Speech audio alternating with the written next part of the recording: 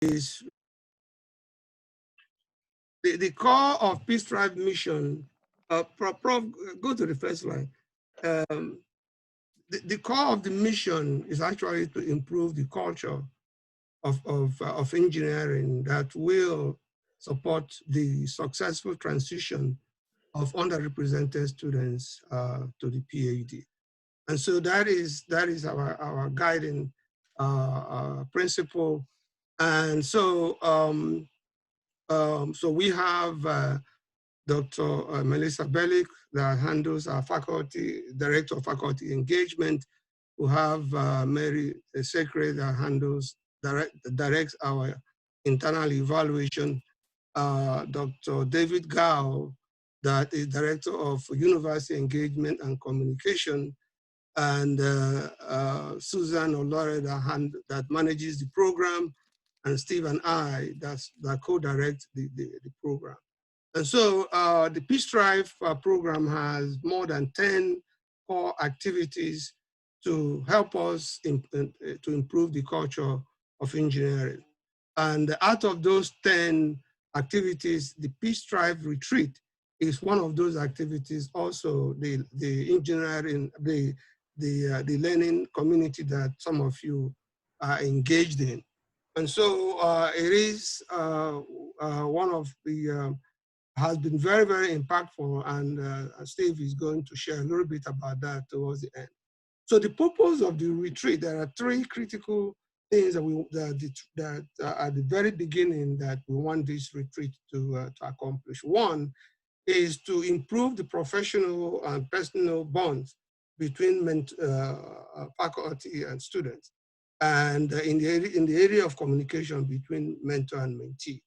So, and also to help us in identifying some challenges that both mentors and mentee face that could impede our goal, and also and potentially impede the students' progress towards the doctorate.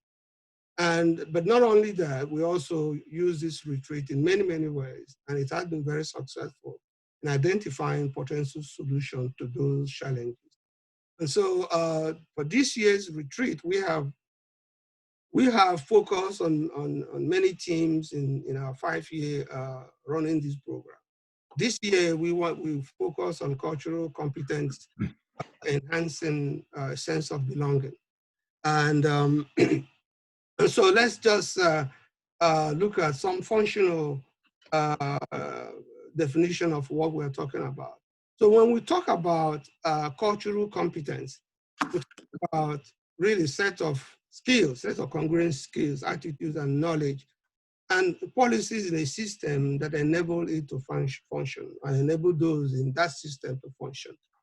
And there are, and these are based on, these are all evidence-based ways of thinking about cultural competence. So there are four core components of this. One of them, of course, is awareness. Awareness of your own culture and your own worldview towards cultural difference. The second one is your attitude towards cultural differences.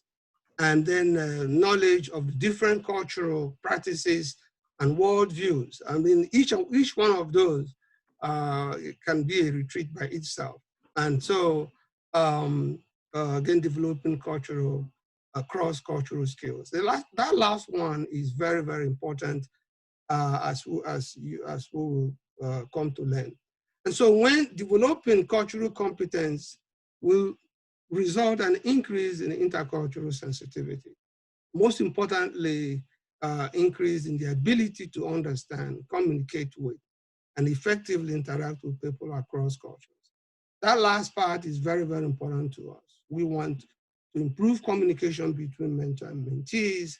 We want, that will lead to better interaction between the two. And so just from Dr. Melton Bennett, who was who developed some of these things, or one of the originators, he defined intercultural sensitivity as the ability to recognize your own culture, the values, and those of others, and to develop positive attitude towards understanding and appreciating cultural differences. And these things are important, and helps you to promote interaction among people. And next slide. I think next slide. And so this is my last slide. And so for this retreat, we have 3 primary presenters, and then there will be follow-up for each of them. So we have Michael, we have Michael Eatman, and we have Dr. Natalia Rodriguez. So they will be sharing different aspects of these cultural competence and the intersection of some of these cultural differences. And so we are hoping that at the end of this workshop, that this retreat, that we will accomplish these 7 or more outcomes. One, to understand the intersections between Black, LGBTQ, and immigration narratives. To be able to utilize engineering to expand the frame of cultural competence and storytelling. Crafting careers beyond the classroom that can engage engineers and also marginalized identities and culture. So the understanding community-based proprietary research, this is something that is very, very unique. We call it really practicalizing cultural competence. That will also help us to identify and describe social and cultural determinants of health. And then we're going to get into deeper understanding of how to engage beyond our own initial perceptions when working with people and others in this particular environment that we find ourselves. Deeper understanding on how of the lived experiences of those we work with within our own engineering community. And also how to use conflict as an opportunity for greater connection. All of these things, as you can see, are connected to what we have framed as cultural competence. And so with that, I hand over to my colleague. I do again want to thank every one of you, and we appreciate you to spend the time with us this afternoon. And I hope that it will be a worthwhile time for us. All right, Prof.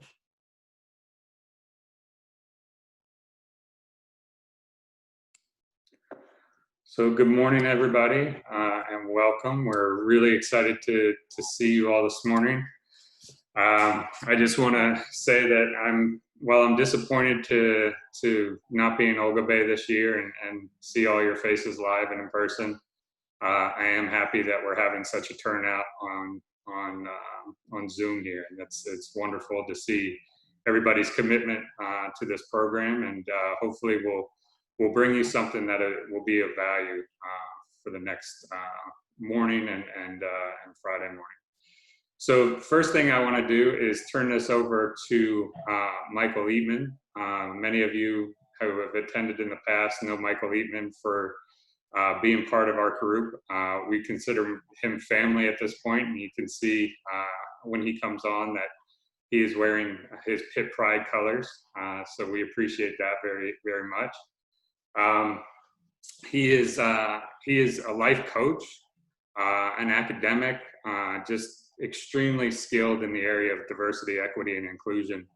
And he is just going to provide us with a little bit of an icebreaker to start us off, and then he'll run a session later this afternoon as well. But we always love him to be our MC because obviously you hear our voices all the time, but it's great to hear kind of a third party's perspective, and Michael really is somebody that we truly value in providing context and creating the space that we want to create today. So Michael, if you wouldn't mind unmuting and introducing yourself and saying hello. Sure, Steve. Good morning, everyone. It's good to be with you. Can you all hear me? Oh boy. So anytime you get an introduction by Dr. Wusu or Steve, you better be watching out, because they set the bar so high that you just have to hope that the community will allow you to be yourself. And I say that be yourself on purpose. I find when we do diversity, equity, and inclusion and belonging work, a lot of times we are trying to be other people. Don't raise your hands, but there's a whole lot of research, there's a whole lot of information. The media tells us that this is the way to do it. And one of the reasons that I've been so proud to be a part of the UPIT family is that you have the courage to think of how you can give your contribution. And that's hard in the environment that we're in. And so I start by saying that we'll just be before you a brief few moments. And over the past 4 months or 5 months in which we've been in these small circles, I've had a chance to be on some Zoom calls. And when we did the pre-call, I was like, well, how many folks are coming? Because in live is 50. And online you go, well, maybe there's 25. This is just a perfect group. And then we found out there's 51 people, or 55 as we see. And as we begin to talk about it, the commitment that Steve just talked about is really important. So our time this morning, you are not going to be having me to lecture to you. Many of you are already erudite lecturers, and so I don't need to add value to that. But this is not going to be a sit and get workshop. In our icebreaker, literally in just about 2 minutes, I'm going to give you a scenario that we're going to ask you to think about, and we're going to ask you to also go into a breakout group that Steve is going to prepare for us, about 5 or so people in a group, because we realize that if we're all together for 90 minutes in this one session, how many of you have been on 1 hour, 2 hour sessions and it was just no breaks, it was just looking at each other? How many of you love that, just by raising your hands? Okay, let me just, yeah, nobody loved that. Okay, and you don't appreciate it. It's not good for your mental health. And so what we'll do is do our best to be as engaging as possible. I want to share my screen with you, and let me make sure that I'm able to do that. Can you all see my screen? If you can see my screen, just give me a thumbs up. Okay, I got at least 2. I got a fist pump. Okay, look at this. You hit. All right. Make sure I have my shirt on. So we're talking about a culture shift. And it's really, we ask about a culture shift on purpose. The world that we were in 6 months ago is different than the world that we're in right now. And as we think about that, even if we just take 2 minutes or just a moment to, when you see this image on your screen, what's a word that comes up for you? If you just type it into the chat feature, I just want to make sure we're setting the tone for our work together. When you see this person speaking to this wall, what are some words that come up for you?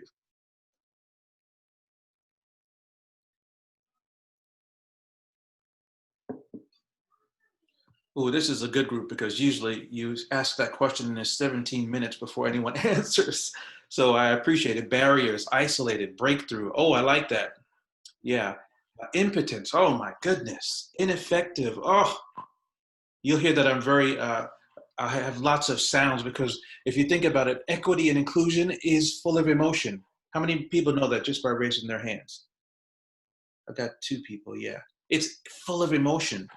Inability to change dynamics, unheard, barricade, frustration, division, marginalization, and the list goes on and on and on. And so what we want to be able to do is to counter that. And so the whole idea of cultural competence, I feel very positive about, because it's important for us to think about what are the skills, attitudes, and beliefs that we need to put in place. So here's our scenario. Now that we've gotten started, I always like to make sure I'm not alone in a room, because if I'm alone in a room, how many of you have seen the movie A Beautiful Mind with Russell Crowe? And you start writing on, it's only you locked in your mind. So we don't want to do that. So let me go to the next slide. Here's our scenario. I think we got it. Okay, so it's called, if I was in, if you've seen me before, if I was in front of you, I would have my bell and I would say, everybody say the shift, but we're not going to do that today. You can read it, it says the shift. I'd like you to imagine that you have an emergency and need to leave town immediately. All of your friends are unavailable except for one unlikely colleague or classmate. Now, I bet just by looking at a few of your eyes, you already know who your unlikely colleague is or your unlikely classmate. We'll keep that to ourselves for now. We're just getting started.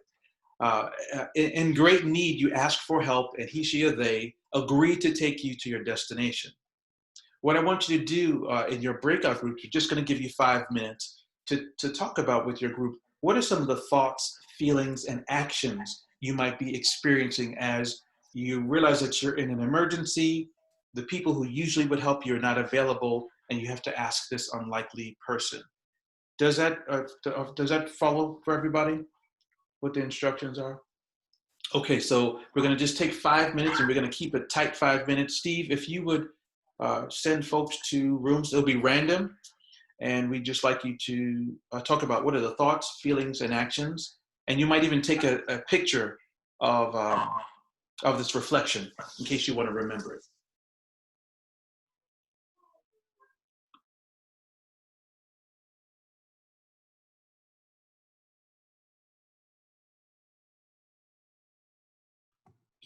Hello. Hi, guys. Hello. Hello.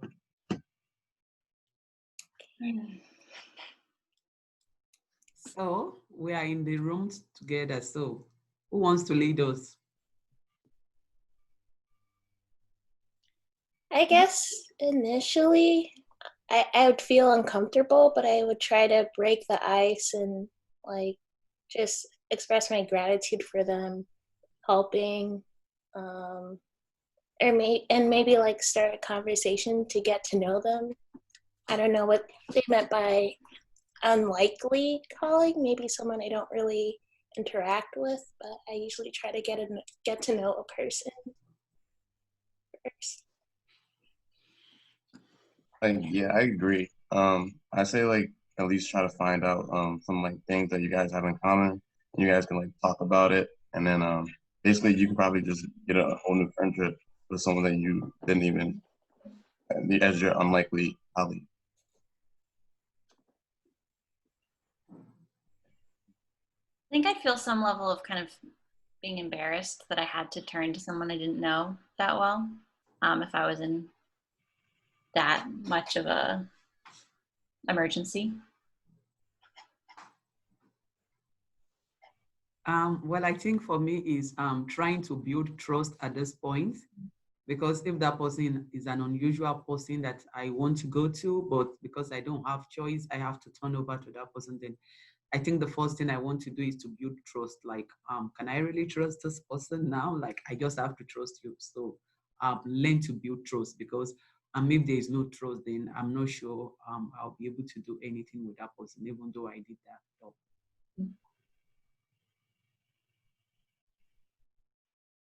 April? I think I'm somewhere in the middle. I feel like if you're going to be requesting help from someone, there has to be a relationship there, and if there is none, you need to work on that in order for that that relationship to work.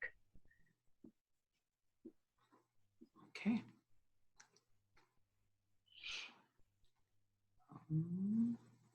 So I don't know, like, do we have anybody who have, like, been in that particular situation? Me, definitely. With my whole apartment situation, I didn't know. I mean, I know who I could turn to, but just because like I do usually like to ask for help, but like I was in such a dire situation, I kind of reached out to anyone that I could, and it was uncomfortable at first, but I guess it gave me the opportunity to get to know people that I usually don't really talk to, and I don't know. I just want to add that sometimes I think it's good for us to go through things like that, because like we kind of put ourselves in this cocoon, like, these people are not in my circle, like, but like there are people out there that they will be of help to us, or they will be an ally, but probably we just need to reach out or be open or welcome them and let them know that, like, you know, we can actually have something to do together. Because I mean, there have been people that, like, you know, I mean, I say hello, I go on my way, but, like, you know, down the line, getting to know them, I see that, oh, they are great people and that, you know, they will do me good. Mm-hmm. It does kind of force you to put down your barrier to admit that you need help, and basically accepting help too. I think it can be hard sometimes.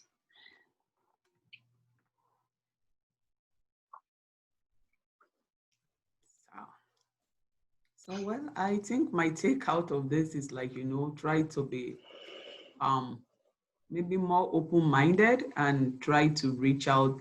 Like, I mean, I know sometimes you see some people and they look unapproachable, but like, I think we still need to be open and, you know, like, try to, like, you know, reach out to people, or at least give them a little opportunity to be an ally, because I think we need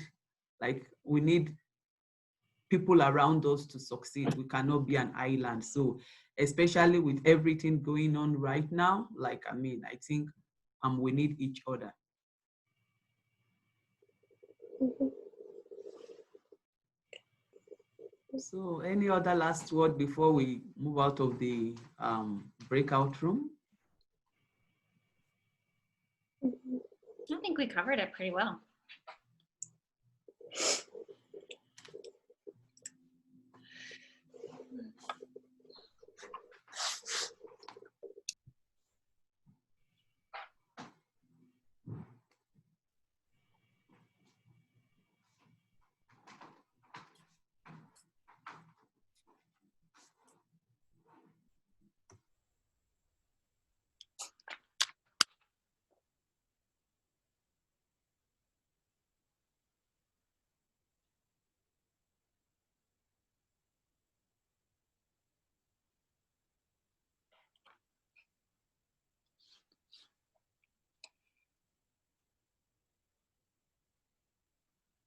Usually tell if you have a good,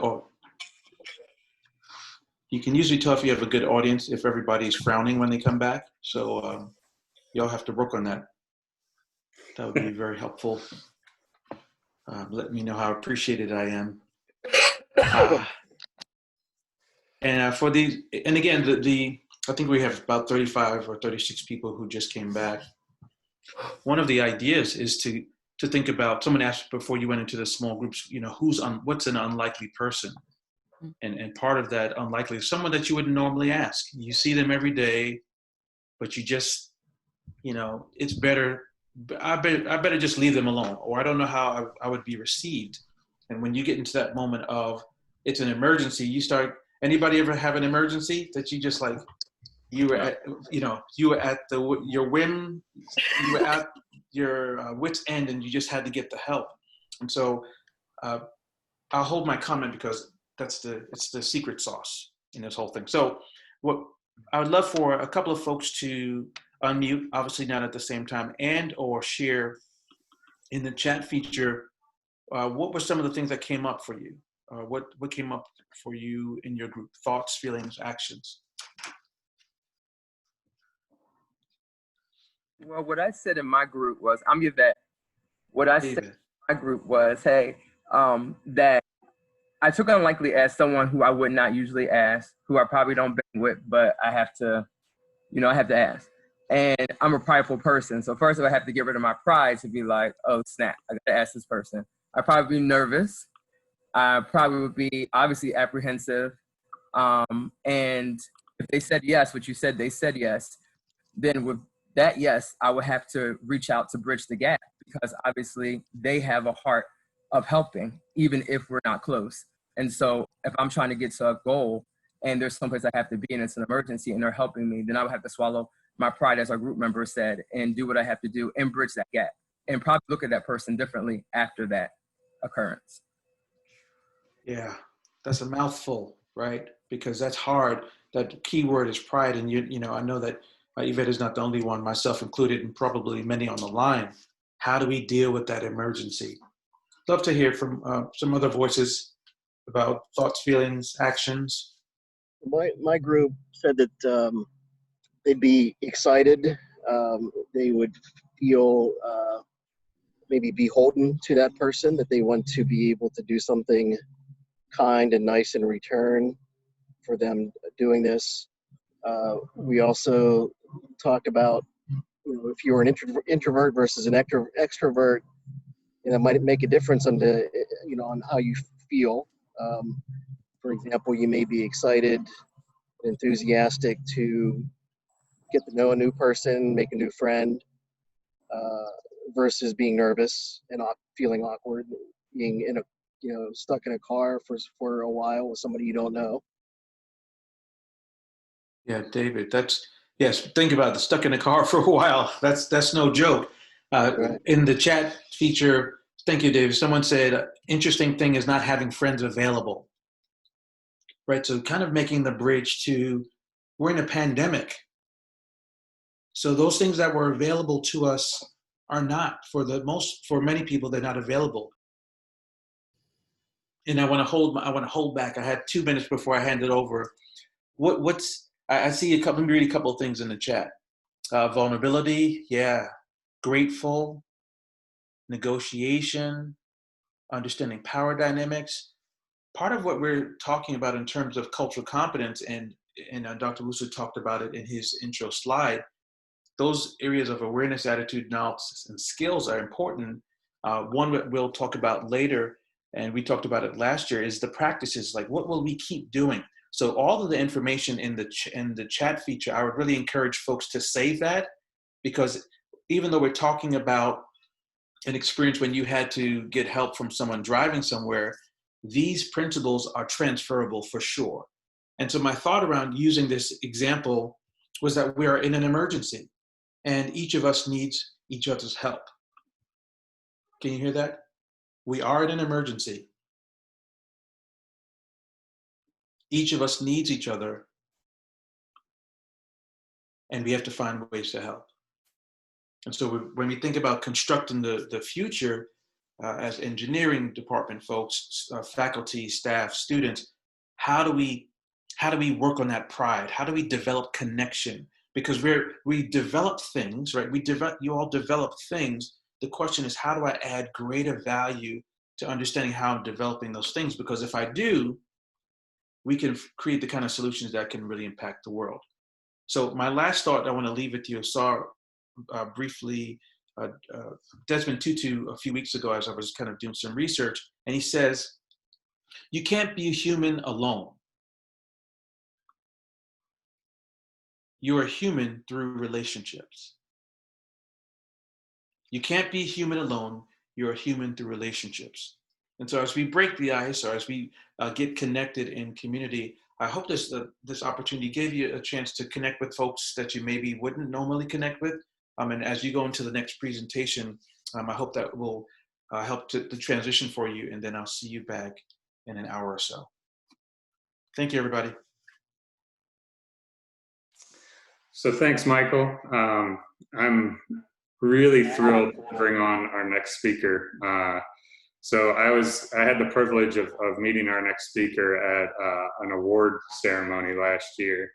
And I was just blown away when, first of all, when I heard him speak, and he didn't even show any of his work. And then I went on his website and I saw his work, and I was just absolutely floored by how it moved me.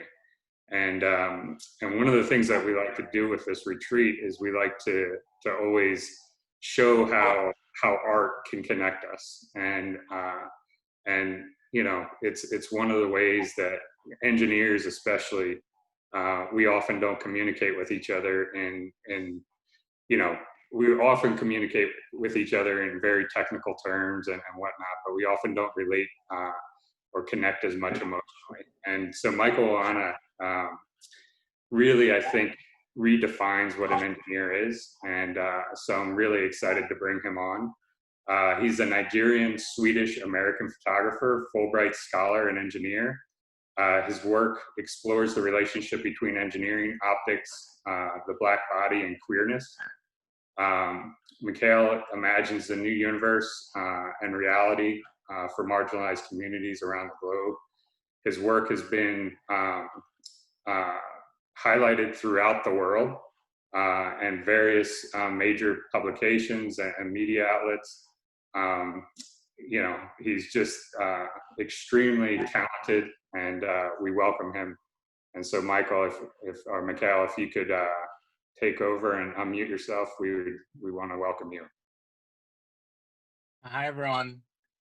I'm sure everyone can hear me, right? All good?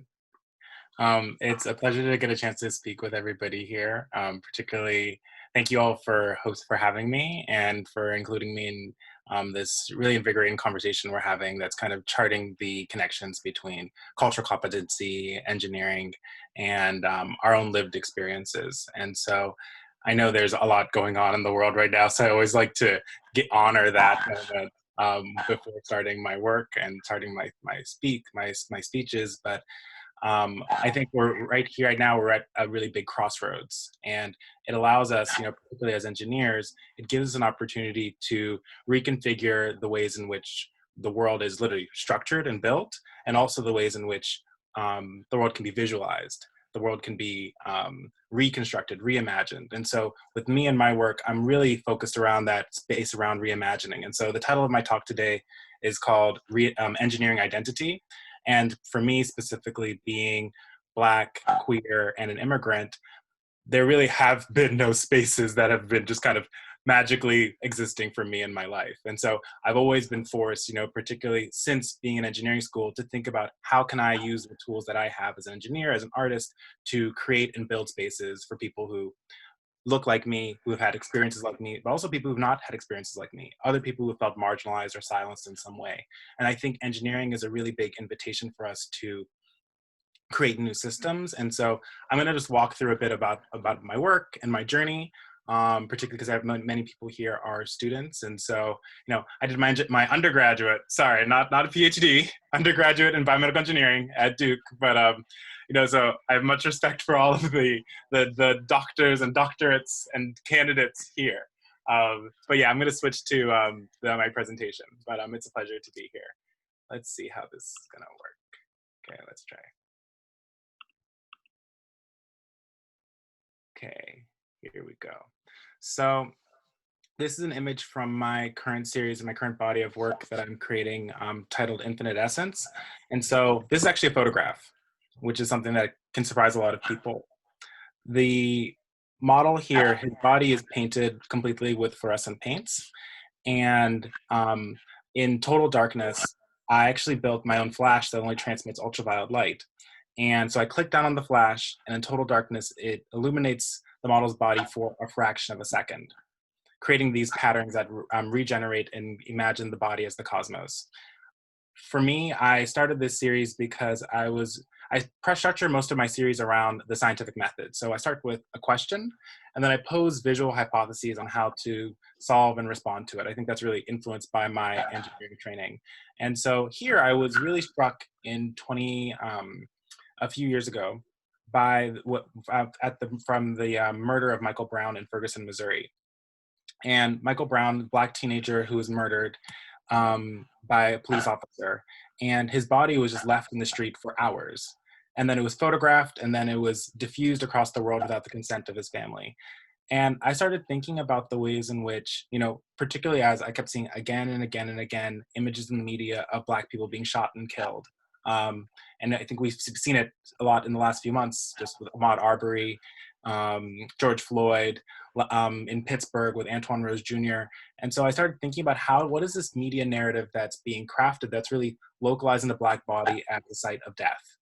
And how can I, as an artist and engineer, respond using the tools that I have to reimagine the Black body instead as a space of magic and light? And so you're going to hear kind of again and again throughout, for me and my work, there's this theme of reimagining. And what are the tools that I can use to reimagine and reinvigorate a more full-bodied and creative world? And so here you can see a glimpse at the process. And so there I am seated with my ultraviolet flash, and then the model's body is already painted, but the paints aren't visible to the human eye. And so the effect that I use is called ultraviolet induced fluorescence. And so the the model's body's already painted with these fluorescent paints. The fluorescent paints are not really visible in the visible spectrum, but what they do is when the ultraviolet light shoots out and interacts with them, they absorb the energy of the ultraviolet light. They release part of that within the visible spectrum. As their state changes, the electrons fall back down to the lowest unoccupied molecular orbital. And so that state change is what creates this effect. So you go from this stage right here in total in light to this. So this is a photograph of the same model illuminated under ultraviolet light with my hand painted patterns. And so there's this theme of dimension travel that you see in the work. Again, going from here to here. And so I'm going to walk through in my presentation, how did I kind of get to here? And how to get to this point as an artist, as an engineer, and being able to fuse these aspects of my identity together. So those are some of my social media handles. This is actually a photograph of me at my graduation from Duke Engineering. And one of my friends told me before, they're like, never put an image of yourself in graduation in a presentation. It's super corny. And I was like, you know what I'm going to do? I'm going to put a picture of myself in graduation in my presentation. So here's a picture of me in 2012. It's been almost 10 years. But yeah, it's been quite a ride. So I've kind of gone really far from this point. And so I've gone from here, when I was graduating, finishing, I double majored in biomedical engineering and history at Duke. So I went from this point to now this year, right before everything shut down, I gave a TEDx talk where I got to speak about my work and my journey. And so kind of that was, for me, it was a really big moment of transformation from where I started. My work has been featured in the New York Times. I was featured in the New York Times twice for my work around LGBTQ African immigrants. And so that's a series that I'm also going to talk about in this presentation, which is again a way in which I used photography as a way to engineer spaces and create spaces for marginalized people, here specifically LGBTQ African immigrants. I had a book come out last year. So I had my series, Limitless Africans, was published as a book on October 11th, 2019. And then also on the left, you can see I've also been able to have some of my collectors and different institutions acquiring my work and my prints and stuff. And so, that was totally unexpected when I started engineering school, but now it's kind of really been a really big shift. And my work was selected by NPR in 2019 as one of their favorite photos and illustrations of the year. And so for me, that was a really big moment where I was like, oh, whoa, like how did this all happen? And so we're gonna kind of go back in the past and we're gonna talk about how I started becoming a photographer, how was engineering a part of that journey, and how that's allowed me to engage in these conversations around cultural competency, using engineering and using art as a way to engage. So I started college in 2008, and for me, I started doing photography in 2009. And the big shift for me came actually when in the fall of 2008, I went back to Nigeria, because my family were Nigerian and Swedish. And so I went back to Nigeria, and I'd already been out. I was out to my family. And when I was back in Nigeria for Christmas that year, I was told that my LGBTQ identity was un-African, that it was not of our culture, and that these two identities that I had could not coexist together. And so kind of just in that space of rejection, I think I'd always imagined and so adored the idea of like Nigeria as my imagined home, right? Where I could kind of spiritually belong, being, growing up as like a Black immigrant in the United States, this is not a place that makes you feel like you belong, period. And so I think feeling like and always wanting to imagine that home in Nigeria was super important for me. And then when I was in Nigeria, being told that I couldn't, be Nigerian and gay, that was a huge shift. And so as I started feeling like I couldn't exist anywhere. And as I was in that space of nowhere, I began spiraling into a lot of anxiety and depression, feeling like I couldn't belong, like I didn't deserve to belong. And in that space, I was really fortunate. So I was still studying and doing all the classes and stuff. Even if we're going through issues, we have to be doing our classes. And just by chance, one of my uncles introduced me to photography. And as soon as I picked up a camera, I felt like I had a voice again. And that using photography and using a camera, I could reimagine and recreate worlds that where I belonged. And I think that's really the beautiful thing about engineering, is that we literally create new worlds, create new systems. And suddenly with using the camera, I could do that for myself. So I'm going to show you a little bit of work that I created during college to kind of show kind of where I progressed from. So this is one of the first images that I ever took. When I first started doing photography, I was too afraid to take pictures of human beings because I thought they would judge me. So I took pictures of flowers because they were like, oh, they won't run away. But this was taken with a point and shoot. This is like taken with a really, really basic camera, not a DSLR. And so I think one of the things that my uncle told me at the very beginning was the most important thing was to learn the system. You know, as engineers, that's all we think about. You know, learn the system, learn the procedures, learn the rules of it, and then you can break it and play with it. And so he was like, you know, get a very basic camera and focus on the functionality. Just focus on the composition, focus on the storytelling. And that's what I did. Like, this was a really basic camera. So you don't need fancy tools to make something beautiful and to recreate something. So throughout college, we would still go back to Nigeria every Christmas. And so whenever I would go back, I was still kind of jettisoned back into that space of, you know, not feeling like I could belong, not feeling like there was space for me. And so I tried to start exploring that thematically through my images. And so about a year into kind of my photographic journey, I was starting to do a little bit of documentary photography while I was there. And so I was trying to use the image as a space to visualize that space of, you know, there's a tension in this image, right? There's a tension, there's a mystery, there's a sense of dislocation from the actual photographer. And so that's what I was feeling at the time. And so I was learning how to put my emotions into creating these little vignettes within my frames. I also began experimenting with frame portraiture. So I would, I was afraid of people, right? I was like, okay, don't judge me. I was like, okay, I could maybe work with my sister. So this is a picture of one of my sisters that I took. And so I started thinking about the ways in which I could literally create a new frame to reframe our relationships with our bodies as Black people. And so here I got to experiment with kind of just framing this image of my sister in a pool and thinking about the ways in which we can use the frame portrait as a space for emancipation and creating new images around the Black body. One of the things that I got to learn about during my college years and doing photography was I started thinking about the ways in which, specifically people from marginalized identities are visualized in our visual culture, and how, for me as a photographer, I can perpetuate or challenge those narratives. And so within this image, you can see here, so these are actually two photographs I took of the same. So this is from my village in Nigeria, in eastern Nigeria, Arandizogu. And so in the village, this is a photograph of one of the kids in the village. His name's Ikechukwu. And this was a photograph I took of him in 2009. And this is a photograph I took of him in 2011.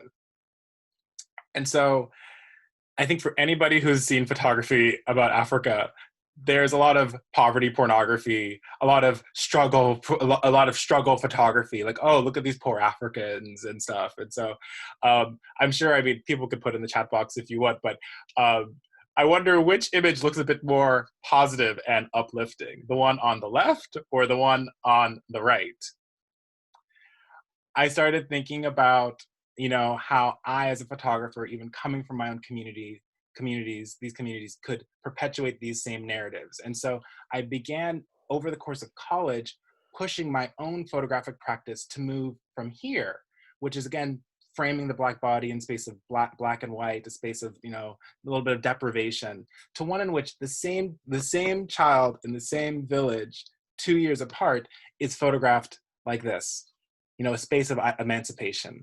And so that's what I began focusing around within my work. I was like, if I'm going to be reframing these narratives, how do I do that? And how can I use my camera to challenge the existing ways in which we're seeing the world? And so after college, I was selected for a Fulbright scholarship in Taiwan. And so I was able to then, during my time in Taiwan, able to kind of keep these conversations going around the visualization of marginalized identities. So in Taiwan, I was stationed in a Taiwanese Aboriginal village. And so many people don't know, but in Taiwan, there's an Aboriginal community, and they make up 2% of the population. And they're actually the ancestors of all Polynesian peoples. So from people from Hawaii to Easter Island to Indonesia to Madagascar, Philippines, originated in Taiwan, in the Taiwanese Aboriginal community there. And so this community is very, very much like, they're very much subject to systemic discrimination in Taiwan. Their languages are going extinct after centuries of Japanese and then Chinese colonization. Higher rates of alcoholism, hepatitis, tuberculosis, teenage pregnancy, you name it. Basically, almost every metric Taiwanese Aboriginal community is behind. And so many of the ways in which the community is also visualized is similar to the ways in which you would think about kind of that poverty pornography. That's the struggle, the community that's struggling, or the one that's really kind of localized in the past.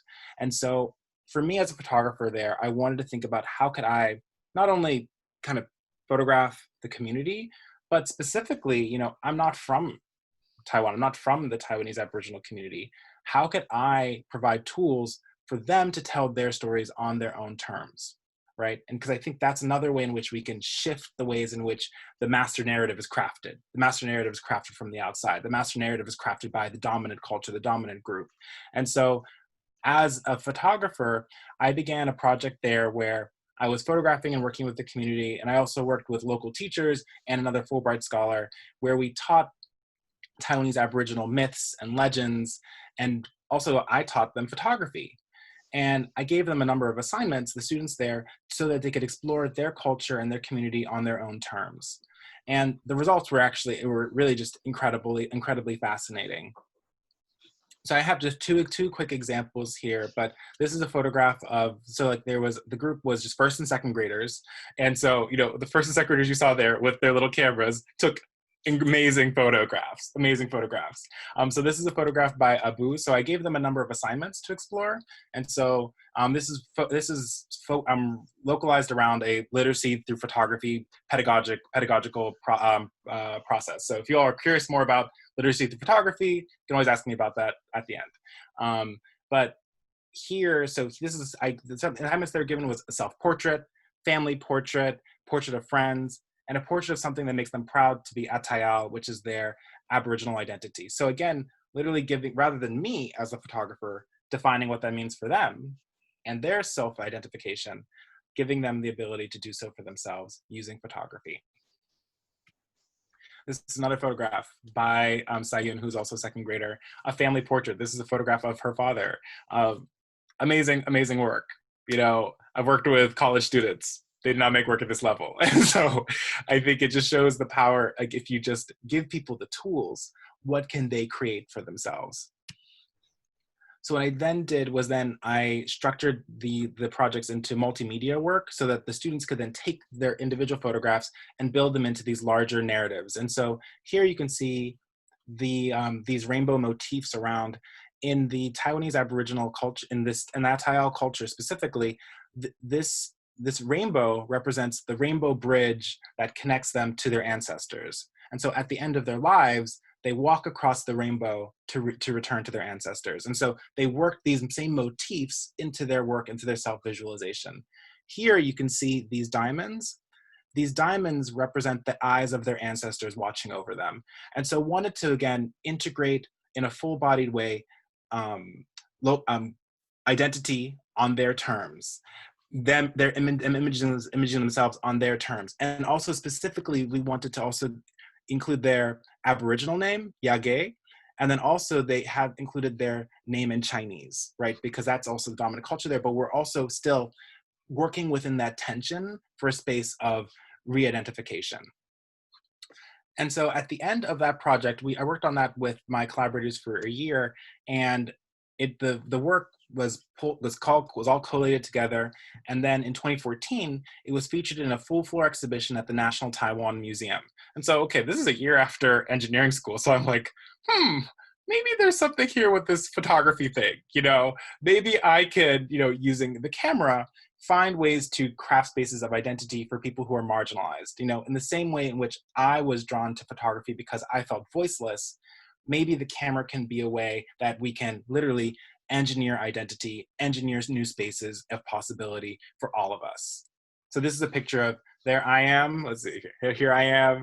These are the students in the back. These are some of the performers who are also from the school. And then these are my collaborators, my collaborator, Christine Ye, Jennifer Huang. And then these were members of Taiwanese Parliament and the US State Department. So when I returned from Taiwan, I returned also kind of curious to interrogate my own positionality, you know, my own positionality that had drawn me to photography in the first place. You know, during my freshman year of engineering school, going back to Nigeria and being told that I couldn't exist. And so I came back really passionate about, okay, I'd seen the power of the work and the power of that work to impact the lives of my Taiwanese Aboriginal students.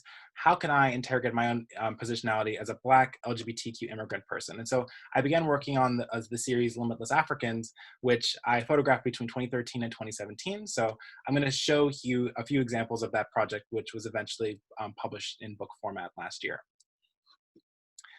So the way in which I started kind of thinking about the image was, okay, there's an existing narrative, right? And how can I break out of that? How can I literally recreate and reimagine these worlds? And so I wanted to use, for here in this project, what I did was I wanted to debunk the myth that it's un-African to be LGBTQ. And so what I did was I worked with 50 LGBTQ African immigrants in 10 different countries across North America, Europe, and the Caribbean. And in each photo shoot, I told them to pick their own clothing that makes them feel whole and complete. Then we chose locations close to their homes. I traveled to where they were, and we did a photo shoot that allowed them to really embrace the fullness of themselves and their identity. You know, there'd really not been much work, almost at all, done around LGBTQ Africans in diaspora. And so we literally had a space to engineer something new, create a new world. And so I wanted to, within each frame, create a universe where an individual could jettison themselves into and feel like full and complete individuals. And so this is one of the first images from the project that I think really kind of captured the heart of it. So this is a photograph of Brian, who is a queer Rwandan person. And Brian said that my Africa is one that is intrinsically hate-free, welcoming, comprehensive, and protective.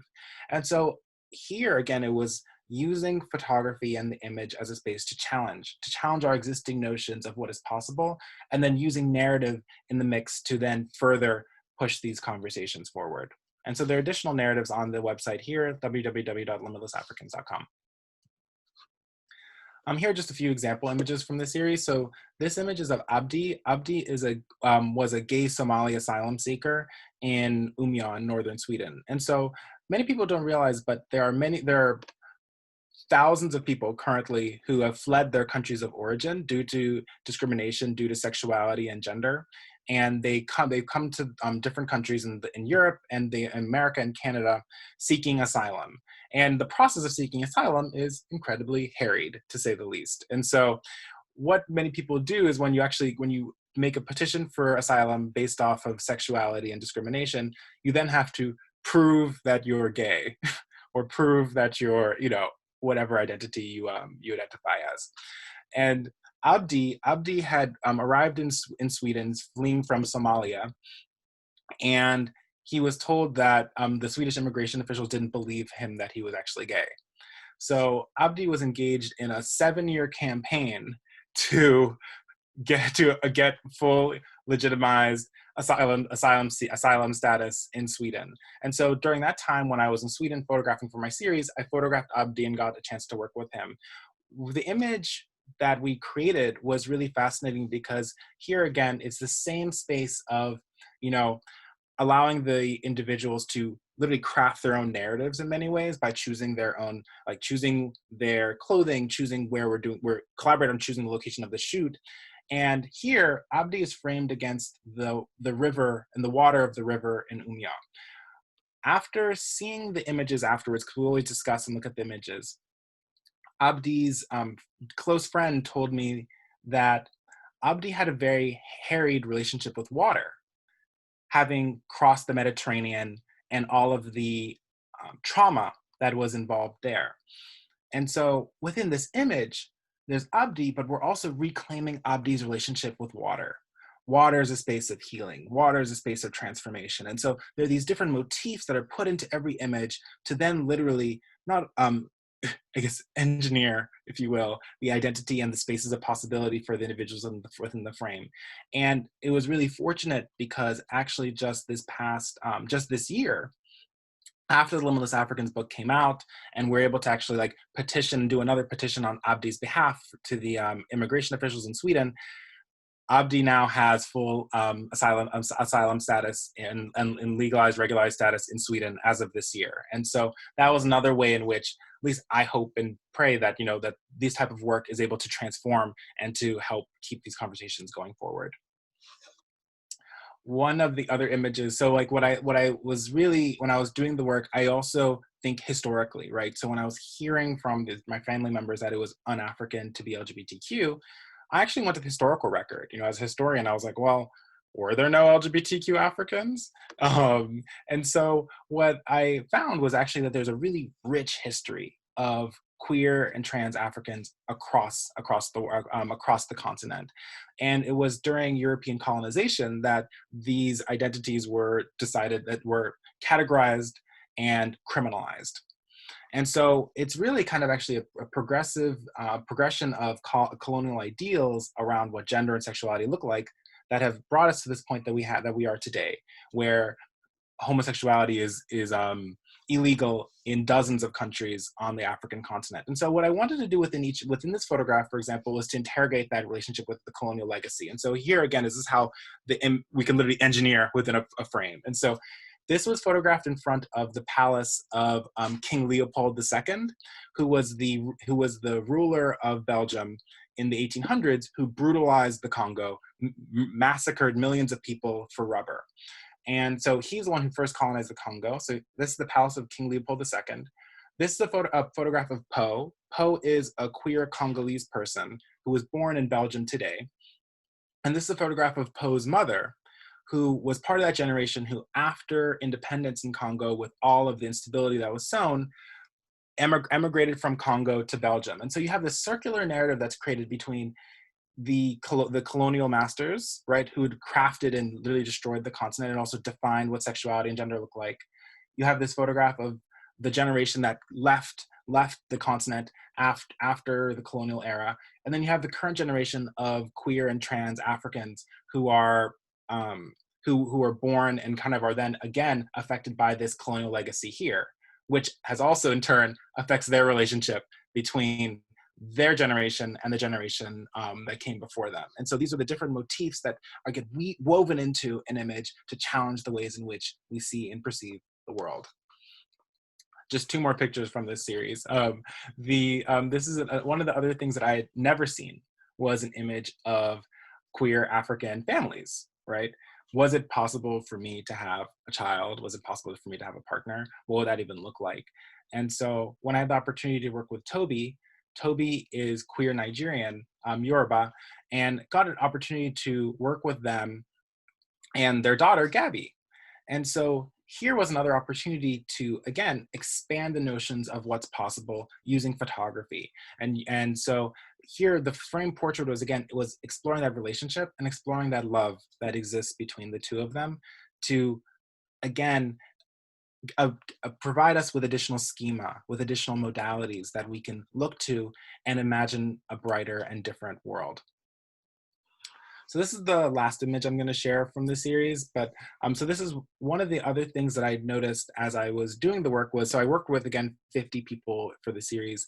And one of the things I noticed was that throughout the entire series, I'd only taken photographs of primarily individuals. And I also was thinking about, okay, as human beings, do we just exist alone? Or do we exist in community? Do we exist in spaces like we have with between all of us today through Zoom, you know, of all places, but we're still here. And so I wanted to think about what does that space of community look like between LGBTQ African immigrants, and how can I imagine those worlds within the frame. And so here, I'd taken a photograph of Maya before in 2015. Maya's queer Liberian. And Maya was interested in, again, doing another collaboration. And I told her, I was like, okay, well, if you can find 3 other queer African people, we'll do a photo shoot. I was like, that's impossible, right? When I grew up, I knew no other queer African people. And then Maya got back to me and was like, okay, I found 3 other people. So I was like, okay, let's do this photo shoot. And so we, this is Maya's here, queer Liberian. Amadi is queer Nigerian. Yewa is queer Nigerian. And Badu is queer Ivorian. And so we used, here again, it was a space of exploring community and what that means within the framed portrait, and the types of connections and possibilities that can open up for all of us. And so as I said before, I can talk more about it afterwards if you all are interested. But yeah, so again, it was over 50 people for the project, photographed in 10 different countries, refugees, asylum seekers, and immigrants who are all LGBTQ and African.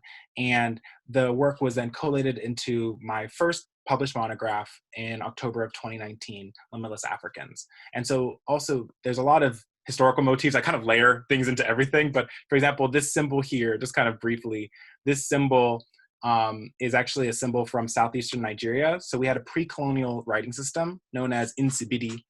And one of the symbols from my research I found was this one, which represents 2 women lying in bed together, holding each other. And so I included this because I've been told again and again, you know, that there was no LGBTQ Africans, that there was no history of these identities. And then I look in our own writing system, pre-colonial writing system, because who knew that Africans and Black people had writing before white people? I didn't know. I literally didn't know until a year ago. You know, these are the ways in which literally our even history books are engineered in certain ways, right? And so I wanted to include this symbol to, again, challenge the current ideas and perceptions that we have, and then to keep pushing, again, the ball forward. So yeah, if you are curious about learning more about that series, there's some more information that we can talk about too. And throughout all of that, that brings me to my current series, Infinite Essence. So I showed you some images from this series at the beginning, but you know, this is again a work where I was playing with frame portraiture, right? How could I literally use the frame portrait as a space to reimagine new realities for Black and LGBTQ people, immigrants? And this series, I mean, again, was sparked by my own, again, pain and struggles with seeing these really damaging images of Black people being shot and killed in the media, and wanting to imagine something new and greater. And so I'm going to go into the process a little bit so you can see a little bit about that, how to actually illuminate and create these images. So one of the things that really inspired me growing up was Final Fantasy. So whenever, it's a video game series for people who don't know, but whenever I was feeling lonely, isolated, or hurt in some way, and particularly in high school when I came out, I would throw myself into worlds of magic. And the worlds of magic in the Final Fantasy universe always drew me into them. And so I tried a few different approaches in terms of photographing this series beforehand. I tried projectors. Can I talk about the scientific method? I had the question, and the question was, how can I reimagine the Black body as a space of magic? Very, very broad question. So I tried a few different hypotheses. The first I tried was projecting patterns onto the models. Hated the pictures. Next, I tried light painting, where you put your camera on a stand, and then you run around with all these lights and patterns everywhere. I hated the pictures. And so I was kind of stuck, and then I returned to this image from Final Fantasy that had really touched me during high school. And I was just looking at it again and again and again and again and again. And then it was like a light bulb went off. It was like, put the sparkles on the body. And then I excitedly went down this rabbit hole, learning about fluorescent paint, about glow-in-the-dark paints, and then fluorescent paints, and then how I could build an ultraviolet flash so that I could illuminate these paints, so I could tell a new story about the Black body. So here, I'm gonna try to do this as well as I can, but this is a little video so you can see a little bit of the behind the scenes of the process. Hopefully it works. So there I am with my ultraviolet flash. The model's body's already painted, but the paints aren't visible to the human eye. I click down on the shutter, and then for a fraction of a second, the flash illuminates the model's body. Let's see if we can show it one more time. Let's see, try it again.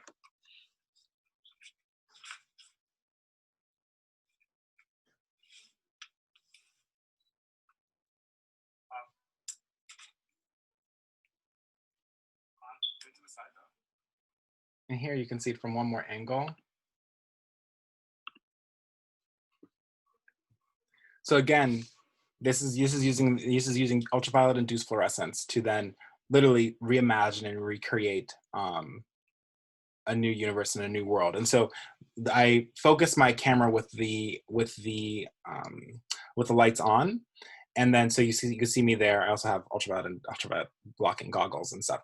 And so I focus my camera with the lights on, and then we turn the lights off, with the photo assistant, and then the ultraviolet light is emitted, which then illuminates the body for a fraction of a second. That's then captured on the camera sensor, which I then use to produce the images.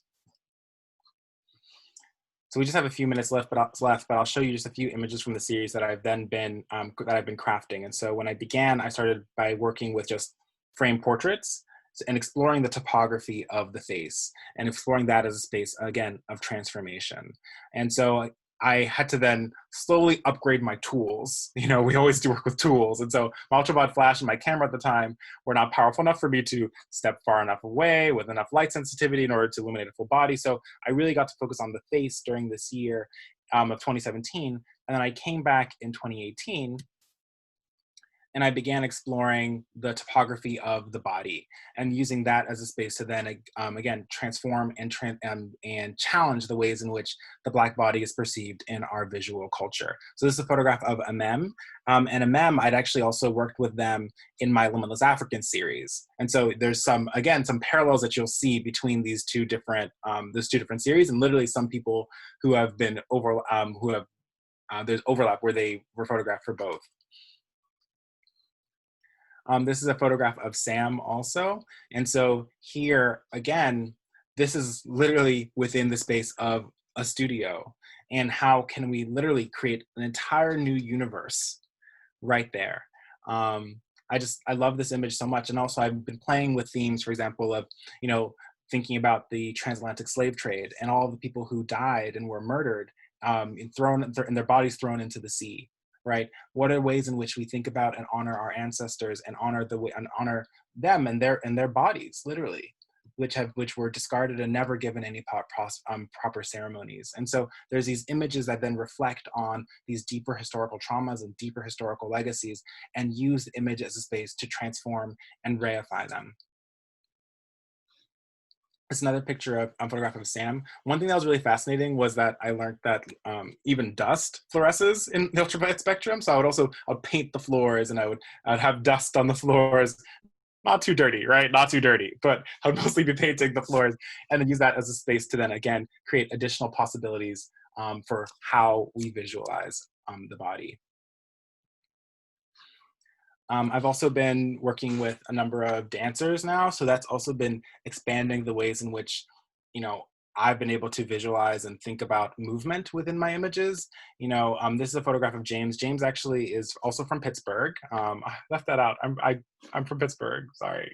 I grew up in Pittsburgh and I was born here. But James is also from Pittsburgh, James Gilmer, and James is now a dancer with Alvin and Ailey.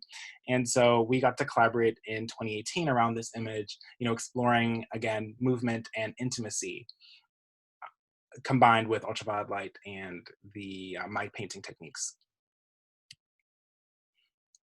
This is one of the more well-known images from the series. Is a photograph of Emem.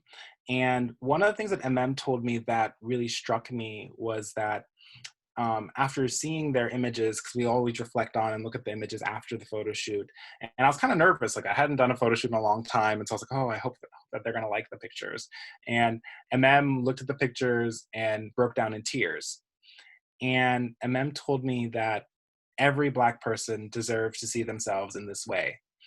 And when I really sat with that, it made me think about what are the ways in which our world can be transformed if we saw ourselves as the magic that's literally written into ourselves, written into our DNA, written into the fabric of who we are, because literally every atom in our bodies literally comes from the corpses of stars. It's like stardust. And so what if, as Black people, we walked through the world with this knowledge of who we are, and in disregard to what the master media narrative is trying to craft? And so this image, again, was one of transformation, was one of challenging our perceived ideas of possibility. So just two more. Have also been working with models with varying body types also, thinking about the ways in which body and body shaming has also been really inscribed into our media narrative and our media culture. And so I worked with Uche, who I'd also worked with in my Limitless African series, to craft this image. And this image also was actually selected for a juror's prize at the Three Rivers Art Festival. And so it was really just a really beautiful collaboration, again, thinking about movement and thinking about emancipation in all of the images. So this is the last one that I am going to share. So this is actually a self-portrait that I took of myself in 2018. And so I wanted to know, okay, what was the experience like for the models going through the series, right? I built this ultraviolet flash, I'd done all these techniques, I was painting their bodies, etc. Like, okay, what is the actual experience like? So I did my own portrait session, and I got naked, I painted my own body, and then I sat with myself in the dark for hours, like with ultraviolet flashes going off, taking pictures of myself. And I tell people, I'm like, okay, if there's any way you want to dig up suppressed trauma about yourself, sit with yourself naked in the dark for hours taking pictures of yourself. It's all going to come up. It's all going to come up. But when I looked at the images afterward, they really challenged me to expand my notion of what was possible for myself, for my body, and to also find new spaces of beauty that were really unexpected. And that was what really made me think about and meditate on what Emem had said, that space of possibility, that space of belonging, if every Black person saw themselves in the way that's crafted within the image. And so I know that for me, this has just been an incredibly healing journey, right? Kind of going from my experiences in engineering and feeling like, and also from my experiences in Nigeria at the very beginning, of feeling like I was silenced and feeling like I could not belong. And then literally over the last however many years since graduation, being able to use photography integrated with an engineering approach, with an engineering methodologies, with a scientific method, to create and recreate narratives that have literally transformed my own body into this space of magic. And so it's been an absolute pleasure to be here, to speak with you all, and to share a bit about my work. And yeah, I'm not sure what the structure is going to be in terms of questions and all of that stuff, but yeah, here's a bit more information about me. And yeah, I'm open to however we're going to structure this for the next portion. Thanks, everyone. So yeah, I see a lot of people clapping their hands.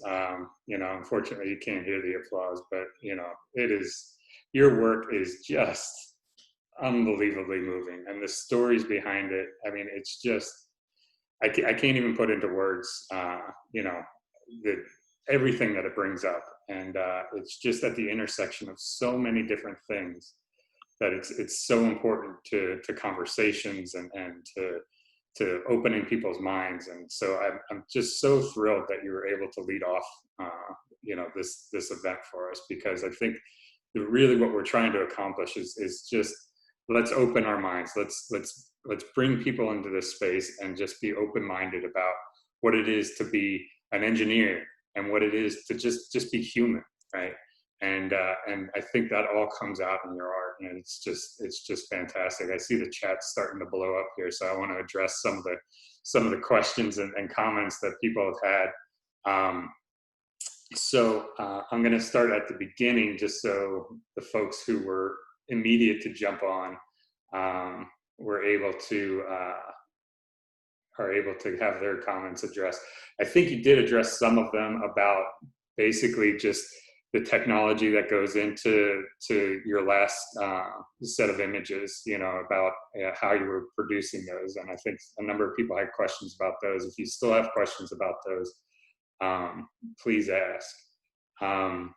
But I remember Janet had a great, and Janet, maybe we can hear your voice. I'd rather have you have this comment and about perpetuating negative images. Yeah, first, thank you for sharing your beautiful work with us and your story. I think it's really important to have people like you providing these types of positive images and helping to expand the narrative in ways that maybe people can relate to more. For me personally, when I started to think about your description of these, poverty porn as you describe, which I agree, I started to think about how people are, different things throughout history, how the Bible was weaponized against enslaved people and LGBTQ people as if there was something wrong with them, or the images shown in shows like Cops of Black people being arrested and not really seeing them in any other context. And it makes me wonder if all of these types of images maybe emboldens people of privilege to feel like, well, they don't understand what's wrong with them. We need to come here and fix this problem. And they fix it through their own lens. As someone who, as a military kid, I lived in Iceland for a while. And Iceland is a socialist country because it's this big, and America was trying to force capitalism on them. And the country essentially was going into bankruptcy, and they got rid of our military base. And we thought that there was something wrong with their culture and that we had to fix it. So it expands upon so many different areas. And it's just something that I think is really interesting to think about. I don't know if you have any thoughts or if anyone else does, but yeah. Yeah, I mean, for sure. I mean, I think everything that you were mentioning is absolutely spot on. I think there is, again, as I mentioned, kind of this idea of like the master narrative, right? And so it's like this idea of like, you have these barbarians here who need to be civilized, right? Their bodies are ones that are wants to be controlled and subjugated, right? In order to civilize them. And so I think there's these spaces in which, of course, all of these, if we think about, the structures of like white supremacy and capitalism, right? The literal fabric of the society and the media and the visual media that everybody's consuming is, again, and even in terms of talking about, the religious dogma, etc. These are all ways in which it is reinforced and it is empowered, right? And so you really have to kind of think really systemically on every level around the ways in which we fight against and challenge these systems. And so, yeah, absolutely. And so for me, the way in which I try to approach it is, again, through using photography mixed with an engineering approach to then really approach from a new angle these questions of identity. So yeah, absolutely. Okay, so Jessica asks if anybody can purchase your work. Oh, absolutely. So yeah, I have prints available. So if you look on my website and stuff, and if you reach out to me, like there are prints available for my work. Duke School of Engineering just acquired 2 of my pieces for their new engineering building. So there are pieces available, and there are a few copies of my book that are still available. The book sold out on my website, but on my website, if you go to the store link and the actual book, I have a link to another website that holds a few copies left, because it's mostly sold out, but there are a few copies remaining. So there's either, of course, prints, which are, one end of the spectrum, and then there's a few copies of my book remaining, which are at a more accessible price point. And Jessica, do you want to maybe share your voice about the first part of that and how you felt like you would have wished you'd seen your body kind of in this way as a child? Sure, I can quickly. So my whole comment is, well, thank you first for sharing your work with us and really giving a voice to those people who are within your community, but also to those of us who are within the same community as you in some sort of way. I wish that there was a chance for me to see my body like this when I was growing up. I don't know why I'm tearing up. Okay, sorry. My emotions are all over the place. But especially the Infinite Essence series, because I feel like some people, like, I feel like if you're not a part of a marginalized community, you kind of see like everything that you can do. Like, you don't have any limit, and I'm just, you know, able to, you know, I want to be the president, I'll be the president, or I want to be a doctor, I'll be a doctor. And I feel like as a young Black girl, like, I didn't get to imagine myself like that as much because there was so much working against me. But I think that even sitting here, like, as a 23-year-old, like, the Infinite Essence series reminds me, like, where I come from. And kind of that series, in addition to Black is King by Beyonce that just came out as well, it's just like, okay, like, let's remind myself where I come from and what my possibilities really are. So just thank you. Thank you for sharing. Yeah, because one of the comments too that I got when so when the work was first published in NPR, I forget when was it, a year or two ago, but one of the comments that I also got was actually from a 60-year-old Black woman who, after seeing the picture of Uche, which was, let me show, I can go back. Can I go back? Let's see, this image. She messaged me and told me that her entire life, for 60 years, she'd grown up hating her body and had never had any moment where she didn't hate her body until she saw this image at the age of 60. And for the first time, for a fraction of a second, she felt like she could breathe.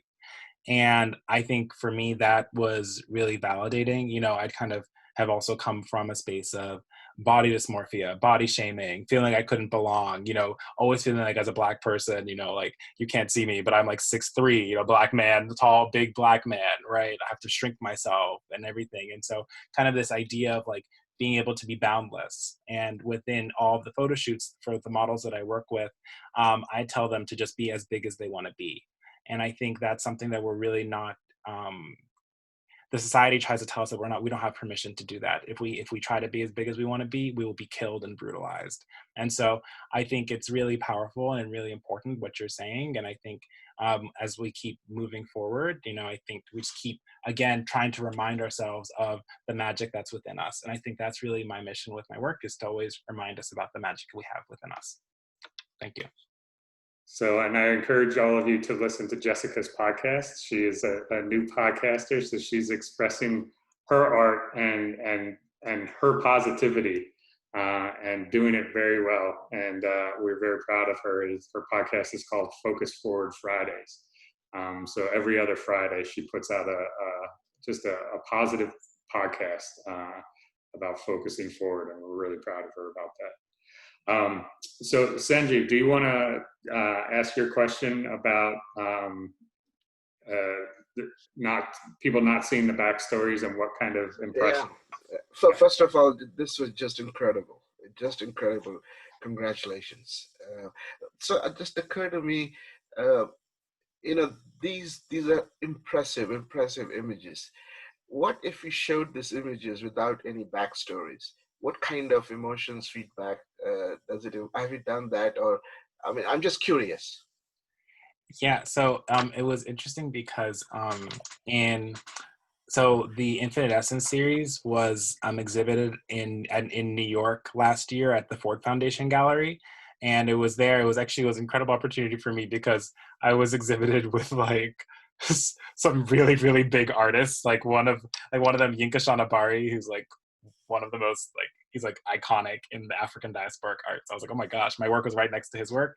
And so when people was there, actually the day of the exhibition, they didn't have the wall labels up for the first time. Like, what is going on, right? Like, they don't have the wall labels. They came up like a month later. They put the wall text up. And so with the wall text usually gives context for the work. And so instead, so I was standing by the work and I was just kind of seeing people look at it and be like, whoa, you know. And I think one of the things that I think was interesting was that people would be really drawn to and impressed by the images, but they would think of it, they were like, oh yeah, this is digital art, or this is a painting, right? And I think when they realized that it was a photograph, and that also learned more about the themes behind the photograph, that just really deepened the work for them to another level. Because I think particularly within the visual arts, within painting and these other visual media, there's this idea of a constructed reality, right? And whereas the photograph is seen as depicting objective truth, right? So if you're actually taking a photograph and you're seeing an image as a photograph, you're internalizing the idea that you're seeing truth. You're seeing truth being displayed before you.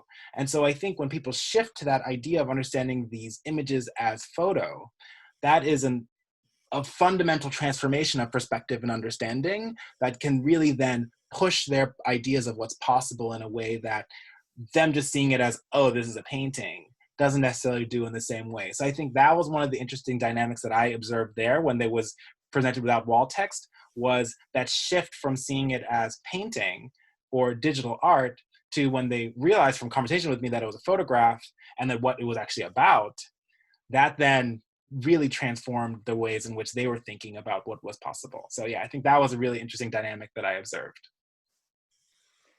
So John Keith had a question, and I have a similar one, is can you just comment on, it seems like with some of your photos, your composition is very intentional, right? And then there's others where perhaps it was more spontaneous. And so can you just comment on how much of your work kind of comes from that spontaneous kind of, just sort of happen versus how much of it is truly intentional, that you wanted to go out and capture this particular idea or concept? Yeah, I mean, I try to embrace flexibility as much as possible, right? So what I try to do is I try to have, a few set variables which are decided ahead of time, right? So the variables might be, for example, the colors of the paints that I'm using, right? The variables might be, we're shooting in this location. You're wearing these aspects of clothing. You're bringing these adornments and these objects that represent your culture, right? Those are some fixed variables. But then what I try to do is I try to allow from there the work to then breathe and to create itself. And so I think, for example, the image of Poe in front of the Palais, the palace of King Leopold II, King Leopold II, that was a very intentional compositional frame. We also had a lot of other images that we did around that, but it was really composed around that backdrop. With the Infinite Essence series very much embraces a space of play, and a space of play as being that space of emancipation. And so within those images, I really try to allow the models and the story of kind of that just interaction we're having to really kind of guide the process. So those ones aren't as specifically structured ahead of time, but sometimes I will come in with certain posing ideas that maybe I'm really inspired by. So I'm like, okay, throughout the shoot, we'll kind of be doing different things, but I want to try at least one thing in this compositional space here that then interrogates this form of pose, right? But so I'll kind of maybe have a few things that I really specifically want to try, but then I allow the rest of the shoot to kind of just be flexible. And so that gives me a space of kind of, a little bit of both, right? That comes into the images. I think we have just maybe time for one more, but there's some really good ones that I just read. So Cheryl, I'm just going to quickly ask your question here, so in the interest of time. So she's interested in the relationships that you make with your subjects. And, again, it's in terms of composition, you have an idea, but it's probably very challenging to get your subjects to identify that story that you're trying to communicate. So how do you develop that relationship, and what goes into that process? Yeah, so I think actually the most important work happens before the images are ever taken, right? So I think what I do with all of my images, I actually even for the Infinite Essence series, for example, the Infinite Essence series is usually, the images are usually taken 3 or 4 interactions into our conversations, right? So I'll typically have a conversation with the people who are going to be models for me maybe a month or 2 before the series, where we have a conversation around the work, a conversation around what it would look like, a conversation around what their positionality feels like and within the body of the work. then like we try to then after that, I want to make sure they're 110% comfortable and feel safe. They also bring with them a person to a friend or a family member to be there present for the shoot as another space of comfort. And so I have those things that are set up a month and a half ahead of time. Then usually I have a time where they come to the studio and we just kind of walk through the space, and then they get familiar with the space. And then on the third time, second or third time, typically, we actually do the photo shoot. And there we start again with talking, spending time together, drinking tea. And I think for me, the most important part of all my work, and the images with the 4 women in the snow also had this, is again, it was like we spent hours just kind of spending time together before going and doing the images, which were shot in like 15 minutes, right?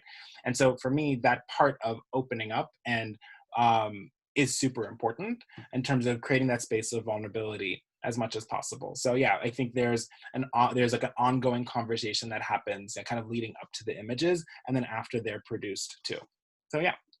I think that's such a great way to kind of end this session. There's actually some really good questions in there that if you wouldn't mind just checking through the chat and maybe responding over the next 5 or 10 minutes, that would be great. But I think that's a really great way to end this, because I think, you know, a lot of times when we're entering mentor and mentee relationships, we often just perceive them as, you know, these academic kind of relationships. And you know, I think what we've learned through doing these retreats and this process is that when you can establish those you know, that trust and those methods of communication, and you spend time getting to know each other as people first, that lays a foundation for a very productive relationship professionally. And so it sounds like that's exactly what you're trying to do with your subjects. And so I think that's just a great way to kind of connect it back with the main theme of this retreat. So thank you so much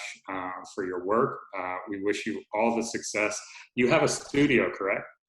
Yeah, so I'm actually based in Pittsburgh. So my studio is in Uptown, so right by Mercy Hospital.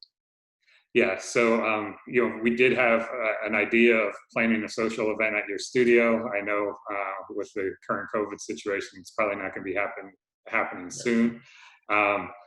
We know you're going to blow up big time, and you already are. And so we appreciate your time with us. But hopefully, you don't blow up to the point where we can't engage in that. So, pretty accessible. I would love to be able to come to my studio. Yeah, at least in the short time. In the short term, we want to make sure that we get to take advantage of you and all of your expertise and insight. And thank you so much. We appreciate you. Awesome. Thank you, everyone. It's been such a pleasure. I'll respond to some of the comments in the chat too. So if y'all have more questions. Okay.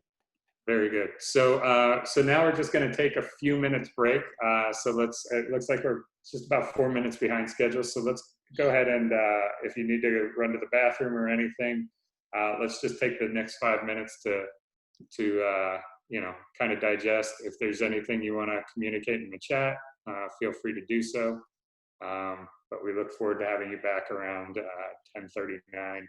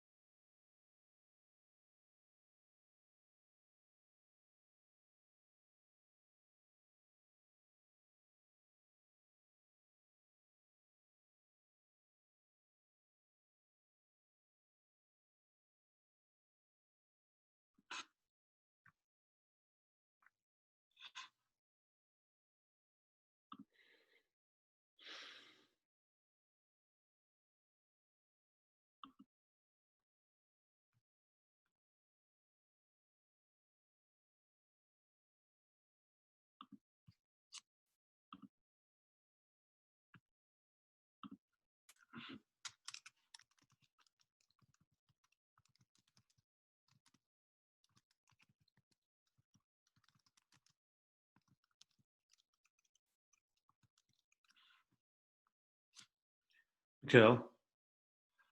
That was powerful sharing. I was able to get some snippets of it, and I was when you talked about the Black body and the LGBTQ seeing themselves in the Black body. I was thinking about Ta-Nehisi Coates and how like those intersections of displaying the Black body and it not being shameful, but also being this kind of a source of celebration. I know you're answering questions. I just want to say I really appreciated hearing that. It's deeply needed to come against some of those very deep, very profound struggles of folks of color, particularly Black and African folks. Yeah, no, for sure. Like I think that's yeah, thank you. Yeah, I think it's really embedded in the culture at every level. And so there's definitely a call to like kind of really refigure and think about how do we I don't even think we can reframe the narrative. The narrative itself is destructive. So I think it's more about how do we create a totally new narrative. Like I find everything really, like, I find it really deductive. So I think that's why it's really interesting kind of thinking about it from an engineering perspective of literally building something totally new. And that's all with everything with my work and stuff. I always run to think about how can we always like do something totally different, you know? So, oh, did you do an outfit change? Yeah, I need to do another one. I need to jump back into my pit outfit. Mikhail, let me just, if you can hear me, I was speaking, but I didn't know that I was muted. I just found out. It didn't look like anybody heard me. But I really wanted to thank you so very, very much for a very, very powerful presentation. And really made a lot of sense in what we're trying to accomplish. I particularly admired and appreciated you connecting every of your image to a context, to a background. I really appreciated you connecting it to Nigeria because that's a very, very powerful connection. And if anybody in the room hearing me, it also illustrates how you can overcome some of the impediments that the system can put in your life, how you can reframe your own experience, how you can really go beyond that. And like Steve said, I think you are in for something greater than you. Just like I told you when we were in my office, it's very, very unique. And then you repeatedly added engineering to it. Kind of makes a lot of sense. So thank you so very, very much. I really appreciate it. Thank you, Dr. Wosu. Thank you. And yeah, I mean, I think the part that I didn't do in the presentation, I was like, oh, I don't want to run over time, was like how even with the Infinite Essence pictures, the Infinite Essence pictures are based around the Igbo idea of Chi, which is our spirit and personal guides. Right. So it's like, you know, even as we're kind of here speaking kind of virtually, but on the physical plane, on the Igbo cosmological sense, our spirits, our Chis are convening with one another. And so with the work, you know, I was connecting it also to the title Infinite Essence comes from a quote from Chinua Achebe, right, where he was saying that, you know, perhaps all of our Chis are one ray of the infinite essence of the sun. And so we're all connected to something that's far greater and deeper than what meets the eye. And so within the images and kind of like moving into that ultraviolet space where it's dark and then literally this body emerges from the darkness and then disappears, I'm actually trying to visualize the Igbo concept of Chi for each individual. So there are two things that you mentioned in your presentation. I wanted to ask it in the post, but I just wanted to do it behind the scene. Two things you mentioned that I really wanted to look into it. Mm-hmm. One, hello. You talked about the history of the suffering during the slave trade. That image, it would be nice to see how you capture that in this particular frame. And also the series of killings of Black people. I wonder what kind of challenges that you will have in trying to capture some of those images. I think that would be very, very powerful. But I just wanted, you mentioned those two, I just wanted to encourage you to look into it. I think it will be wonderful. Thank you. Yeah, I have a few ideas there, and there's a few behind the scenes that might be responding. Sorry, so. I missed that. Could you say it again, please? Oh, sorry.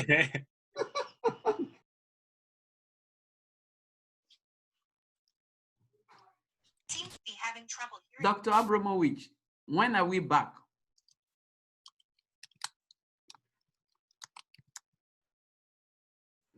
Susan, I'm going to share my screen. Is that okay?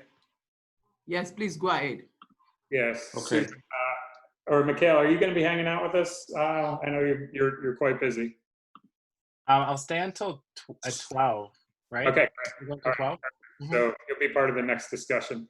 Yeah, so, I'm going to try to respond to these the chat questions too. Yeah, please do. Yeah, Tavis, I think really had a great one that I wanted to get to, but if you could get to that. Okay, let me go. I'm going to work on it. So, so the next session, is probably a little bit, I don't know. I don't want to say controversial, but for some people, I think it is, unfortunately. Discussing ideas of systemic racism. I think there's still many people on campus and even within our school that don't feel that these terms apply to us. And so, we want to get a better sense for what that means and get a better definition for that. And the most important thing, I think, going into this next conversation is, it's about going in open-minded and with a willingness to learn. And I think, we'll do a lot of kind of self-analysis or probing you to think more about yourself, I think, tomorrow. But I think we want to at least frame this conversation a little bit, and within our group, our family, our community, be able to just see where we are in terms of a conversation on these topics. And so I know these can be emotionally energizing topics, and I just encourage you to approach this open-minded. We're not in a position here to try to change minds or change other people's minds. I think the best thing to do is if you come into this open-minded and just allow yourself to hear what others have to say. That's the most important part of this process, and then do some self reflection. I think that's the best way that we can all learn and kind of move these conversations forward. And Michael is just an absolute pro on this. If you've watched his Instagram, so he has culture7.co up there. That is his website for the coaching that he does. But he's been engaging in these conversations and having different individuals on his Instagram and engaging in live conversations there that have been very powerful and informative. And so I do encourage you to follow Michael and what he has to say. But he is a pro at engaging with these conversations and looking at them from multiple perspectives. And so we invite him to help guide us through this next session. Thanks, Steve. I just tell Mikhail, is that how I pronounce your name properly? Yeah, Mikhail. Mm-hmm. Mikhail, just how I was listening in, and just the idea of talking about the LGBTQ perception of the body, specifically, but in general of people of African heritage. It's so important to reframe or recast how that's seen. And I really appreciated the dynamic and beautiful way in which he did that, which touches on what we started out with earlier. And it looks like everybody's back. The goal of today, and as Steve set it up, Steve could be my agent. So maybe I need to see how I can get you on my team, Steve. A lot of what we're already going to do, what we're about to do, is what we've already done. So this idea of cultural competence, when we're thinking about systemic oppression, it is not designed to, in the course of 90 minutes, to be able to solve that. And I want to start out by acknowledging that to do that would be something that no one has accomplished to this point. However, a lot of our work will be about self-reflecting, because I think that's really important. Can folks hear me on that? Because what can happen easily is that you go to a session and believe that when you leave, you'll have all the answers. And I'm a firm believer that that's really not possible. However, as we get kicking and get started or continue, can everyone see the slide that's up?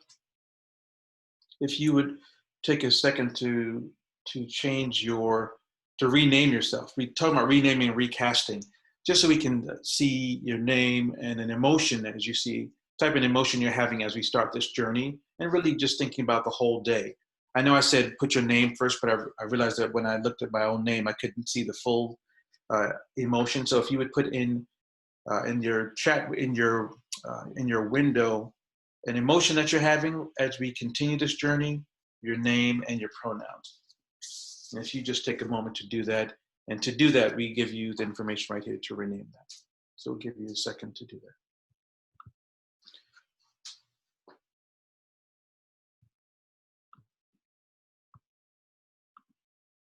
Now, if two people in a room, clearly, unless you know how to do magic, don't worry about it. We're just wanting to engage folks in some different ways as we're in this virtual environment.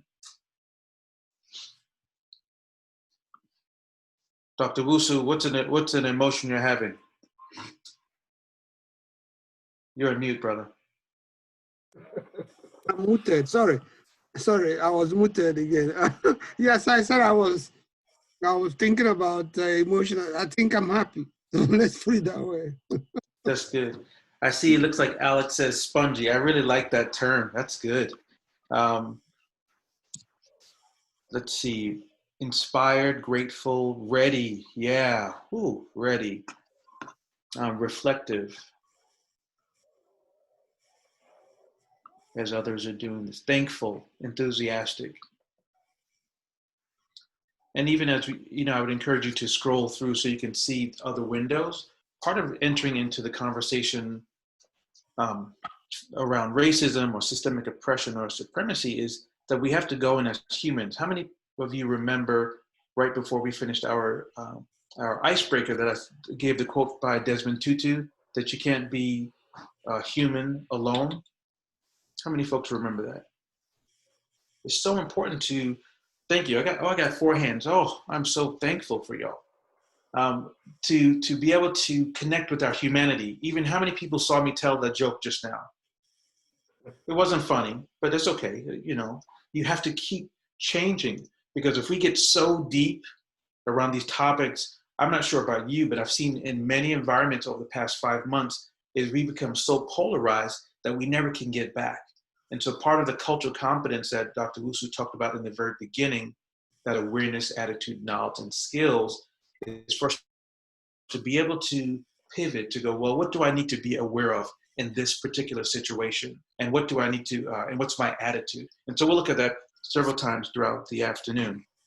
So I want to move on to, I think most people have gotten the idea about how we'd love you to rename your photo. Here's what we're going to attempt to do in the time that we have. And I think that we've squeezed out a few more minutes, Doc, because we took a break, which we definitely need a break, as we talked about. And I heard Dr. Bromwich say something. Go for it. You're good. Oh boy, go for it. And again, go for it doesn't mean, it's 2:45 and y'all are falling off the screen. Trust me, that is not the goal at all. But we do want to frame what we'll be doing today. And a lot of it, what I'd like to continue by saying is that it's practice. Have you ever read something in a book? And this is silly because you're engineers and you're doctors and you're just smart people. You read something in a book, and I don't have a title in my book, and you read it, and then you put it down. And then when you try to actually do it, if you hadn't had enough connection, you don't really know what you're doing. Has that been anyone's experience before? Well, not engineers, so you can't say that because you all get it right the first time. For most of people, we have to have the practice. And so today we're going to be doing a lot of practice. So we're looking at welcome, community guides, looking back to look forward, a model for advancing connection. We'll do some breakouts, and then we'll do our big takeaway. If you have a question along the way, please feel free to type it in the chat or raise your hand, and Steve or Susan will help me to see that. So holding community. So remember what I just said, community guides. A lot of times folks like to use, I don't even know what you call it anymore, rules, ground rules. And I find that ground rules feel for me, and we're talking about the I person, Michael, it feels, one, we never get to it, but two, it can feel sometimes hostile and confining. And so when I thought about community guides, it's like, here, have you ever gotten to a small group and you had one question and you never got to the question? Because that's just how life is. And so this is not to constrict us as much as to hold. So holding community. So to create space for everyone to be heard, valued, and acknowledged. So in a virtual environment, it's very difficult to do that. And so to the degree possible, I'd love you to unmute yourself and say, Michael, I have a thought, or put something in the chat or raise your hand. So to the degree possible, we can hear it as many folks share. A sustainable community is one that endures and is enhanced by conflict and struggle. And again, you'll hear me kind of do the refrain of what happens in oftentimes Black churches, the call and response. How many of you have had some conflict and struggle around race and racism over the past 5 months? Yep, I see some head nods. I saw one person do a backflip. That's not true. They didn't do a backflip, but it's real. And so a sustainable community, the reason why I love and I'm growing to love the Pitt community, particularly the Pitt Strive community in the engineering school, is because you're saying we're not going to wait to deal with these issues when they come up in the news only. We're going to build the plane, the train, the thing as we go along. And when we find out that it doesn't work, we're not going to be afraid to make adjustments. So I like that. And in doing so, there's going to be some conflict and some struggle. And lastly, is more of a phrase. Someone once said, we do not die from pain, but rather resistance to it. So today, my job, as I'm looking through the mirrors, my job is not to make you cry, right? You know how to cry on your own self, or if you're not a person who cries, you don't cry. This is not the intention of that. This is for us to think about how do we show up in community spaces and how do we take advantage of what we need to be aware of, how we feel about that, and how we can move forward together. So those are our community guides. And again, how do we show up in this space? Quickly, we'd love you to use the I. Let's not talk about all people. This is my experience, and I think it's really important to talk about your experience. And if you want to add another layer, as a Black man, as a person who's a part of the LGBT community, as a person who is Republican or Democrat, however you want to identify, use the I, because it really helps us to hear what you're thinking and not what others are thinking. Secondly, lean into discomfort. There'll be moments in your small groups where you will feel uncomfortable. And if that's the case, we want to think about how do we communicate that with courage as opposed to communicate that in a way that may be destructive. Accept non-closure, which is really, really important. Again, in the time frame that we have and the issues that we're facing in society, those issues cannot be completed in one day or in one session. Again, I'm encouraged by the work of UPitt, is because it's like, how do we take these ideas and operationalize them in our own communities? You've seen these before. My last one is be soft on people and hard on barriers. I find that we're hard on people, and we almost specialize in being hard on people, and then we're soft on the barriers. And when we're soft on the barriers, what happens is, I'm going to take a risk and try to name some names. I don't know stories, but if I'm being hard on Ashley, and then I leave and Ashley's mad and she's starting a Black at UPitt against Michael Eatman. Don't do it. Let's talk first. Let's have coffee. And I don't pay attention to that. And whether I'm a Black person that's done that to Ashley or a white person, there's an impact. And if I'm not aware of the impact because I'm a Black person, I could leave Ashley on the floor, bleeding out emotionally and not paying attention to that. So we want to be soft on people. And so you can look at your partners and your teammates on video. I think Mikhail talked about this during the break, that we have this energy that is moving, right? And if we have that energy that's moving, start paying attention. So even as you're on screen, you don't have to fake and smile, but you can look at someone where their eyes are somewhere else. You can kind of see in their face. And so we want to begin to raise levels of awareness around that, being soft on people, hard on barriers. You've seen this before as well. The Sankofa bird is really helpful for me in my work around being able to look back while going forward. And so it's a Ghanaian perspective around go back and get it. And I'm not sure if it was someone at UPIT that helped me to tighten the definition of go back and get it. But the idea is like how there's a bird that's looking backwards while going forward, and the egg is in its mouth. So as we think about these times that we're in right now, some of the pain and some of the hurt that's existing and will continue to exist, what do we need to look back on? What do we need to go back and get that was lost, that was stolen, and that was forgotten? So I know I've been talking a little bit. I want you just to think for a moment as we think about this pandemic, and if we think about the killings of Black men and women and the economic upheaval and the cultural upheaval, what are some things that you need to go that have been lost, have been stolen or forgotten for you? What are some things that have been lost, stolen, or forgotten for you?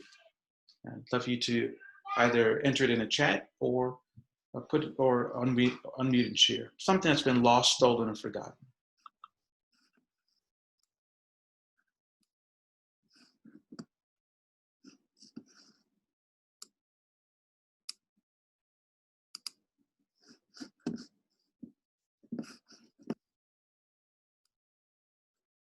Wow. So again, remember, I want you to really be in touch with your feelings. So trust, it doesn't matter who said it. It does, but in terms of the words. Trust in America, right? That's going to hit each of us differently. And so you don't have to be an investigative person. That's not the point of who wrote it. The fact that that exists in our hearts and minds, it just weighs heavy. Sense of possibility at the same time. I want to go back. I want to remember that. I want to get that. Being with my family and friends. All of these things are happening at the same time. And oftentimes we go, let's leave emotions at the door and just do the job. Anybody ever heard that or got that sense of let's just do the work and don't worry about how people are feeling? If that's been your experience, part of our work in community is to say, that's not how we're going to be innovating the future. To innovate in the future, we have to take time, even if it's a small amount of time, to check in with how we're feeling. Someone says humanity, the whole person, a bit of faith. These are components that make up parts of who we are, and the emotions help to drive people, and people drive performance. Someone else is being able to travel safely to help my family. Even if you are the top performer in your department, you have something happen to a family member. Many people will have that impact, and they're trying to do both, and it causes us kind of a disequilibrium. Your equilibrium is off, and so we want to be able to check in with that. So as we're talking this afternoon, the Sankofa bird carries a lot of thought for me, because I realize that it's not just an African image of beauty. It's something that anyone from anywhere can utilize for their own growth and development. Yeah, oh, good things. Bad actions can be honest mistakes. Ooh. Yeah. And when something bad happens, it takes a lot of time to rally for most of us. Let me put both my hands up first. I study this, and when something bad, a bad action happens, and it's honest mistake, it's sometimes hard to recover from that if you were the person who said it or the person that's received it. And part of cultural competence is not, again, it may not be the fixing it all, but I know I need to be aware of that. Let's say, and I'm looking at some names. So Eddie and I have a conflict, and Eddie I said something to Eddie, and he said something to me, and now I'm like, I don't know how Eddie identifies his ethnic background, so let me just use it to me. Let's say I'm white, and I'm carrying some, I can't believe it. And Eddie, you're a black man. Can you be my, can you play black man for me for a second? Okay, he's not. Eddie's black, I'm white.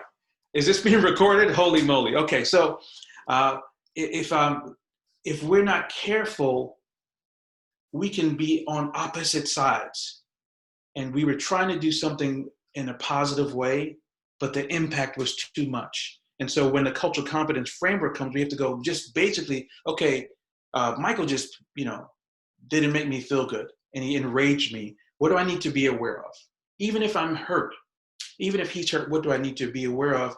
And after that, how do I feel about that? Because sometimes our feelings are so high that we won't ever go back. Has someone ever made you upset and you had so much pride, as we talked about earlier this morning, that you said, I'll never forgive him. I'll never walk by the office. I mean, I'll never come in the building because you might bump into that person. When we have these cross-racial interactions, it's so important to be aware of what's going on, but also how we feel, because the courage happens with what do we need to go back to go forward. Because if Eddie and I never reconcile, we'll be in this repeating cycle that so many of us seen. How many of you have been seeing this repeated cycle that's almost like, haven't we seen this before? And the only way to change that, and it's so hard, and it's not the work of people of color, Black and brown folks and folks in the LGBT community, and it's not the work only of white people. We can't be human alone. And that's just a basic thing that's really hard to go through and overcome. So Eddie, thank you. I don't think that was too tough. You look like you look like you're all right. If not, let's see. If you're not doing okay, talk to Brittany. I think Brittany can help you. Brittany, you help Eddie if he's not okay. All right. So what we do not understand, we make up. Don't raise your hand on this, right? If we don't understand something, we make it up. Right. Unfortunately, that happens too often. And I appreciate the whole framing. Again, you'll hear me say this 10 more times as we talk. The cultural competence framework gives me a guide. If I'm in a conflict, I don't open my book and go, what's my cultural competence framework, point one, but you have to be aware of how do I go through this process. So someone said to me, and I'm making this up, someone says, Michael, you're not like them. A white colleague would say this, Michael, you're not like the rest of them. So I see a few responses on your faces. If I hear that, or if you're talking about someone who's a part of the LGBT community and you're using a disparaging remark like, I didn't know that's who you are. How many people heard that term, heard the tone? Not a good tone. And so if you're ready, like some of you are ready. I know some of you are ready. Y'all doctors, but y'all still got, a little fight in you. You're ready to throw joints, or you're ready to run. And the question is, how can I be aware of what's going on? And it's so difficult. And if we're not aware of other people, we can actually miss what's going on. So what we don't understand, we make up. And I was alluding to this the whole time. So Dr. Wusu, he really set it up in such a lovely way, as he always does. In the work that I've been thinking about around cultural competence, these 4 components, and a 5th one is practices. Can someone help me? Because I hear my own voice too much. Would someone read the first one under awareness? Awareness. What dynamics am I conscious of in this situation? Yeah. And it may seem really simple, but think about it. If you've gone into a room and you identify as someone who, if you're a white person, you go into a room as all folks of color. You know it. You got to be aware. And if you start shaking, you now are outing yourself and you're making other people uncomfortable. If you're a person of color, it's a good chance that you've had an experience either yourself or you've seen going into a meeting, a room of all white folks. There's a level of emotion that may come up for you, and like, how do you deal with that? And so when I feel nervous and I go into rooms, and I've gone into rooms before, virtually of 100 people. I've had one time we had 100 people, and I was scared to death. Susan, I was scared to death. And I said, I wonder how many, and this is a cultural competence tool. We're not solving racism, folks, but we're talking how do we navigate life. Is that okay to talk about? Okay, I got 4 people. This is good. If I'm in a room of 100 people, I'll say, I notice that I'm having some big feelings right now as I look out on the group. That's that awareness. And also it's my feeling. And I realize that each of you is here today because you want to grow and you want to deal with some of the conflicts. How many people, by raising their hands, are here to deal with conflict? So this is my conversation. Do you see that awareness and that attitude and that knowledge happening? It's the process that we want to begin to change our language so we can begin to impact folks. The third one says knowledge. What facts do I know? Like I just said, I believe that the people who were in the room of 100 were there to grow. So I can use that information. If you're a lab, Dr. Wusu, what are the lab directors called? We call them PIs usually. Oh, the PIs. Ooh, that's okay. So with the PI, so let me button up my shirt here. So if I'm the PI, and I'm just trying to be practical, if I'm the PI and I have, how many people might be in a lab on a given day, pre-COVID? Pre-COVID, it depends on the lab, but let's just put it at like 5. You said 12? 5. 5. Okay, so you have 5 people in there. Each of those 5 people, somebody is always going to come early because there's always one that is there before you. And you're like, man, I'm late again. So they're ready. They have someone who's running late. You have someone who didn't do what they're supposed to do. And all of these emotions are happening. As a PI, you have to be aware that each of them comes with different thoughts and feelings and attitudes. They have different racial, ethnic, gender perspectives, religious perspectives. The news may have impacted them. And the question is, how do I take my cultural awareness? And before we get into what we need to do for the day, just bring up to say, you know, as we're coming in and getting started today, it seems like a lot's going on in the room. And just being quiet and giving people space.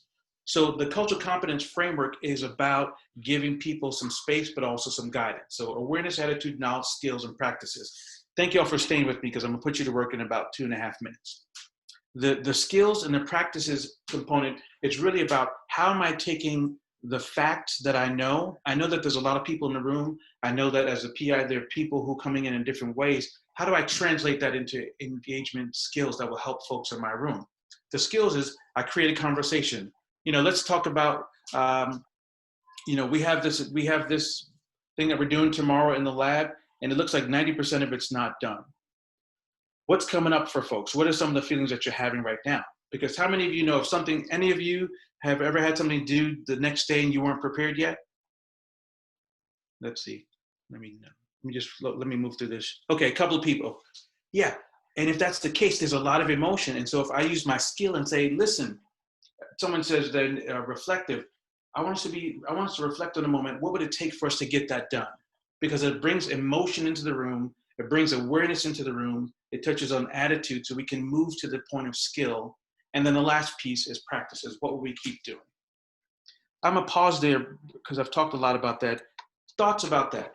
As you think about, again, we're thinking about the pandemic we're in, we're thinking about the racial conflict and really damaging experiences that we've seen across the world. What's coming up for you as you think about this cultural competence framework that we've seen before?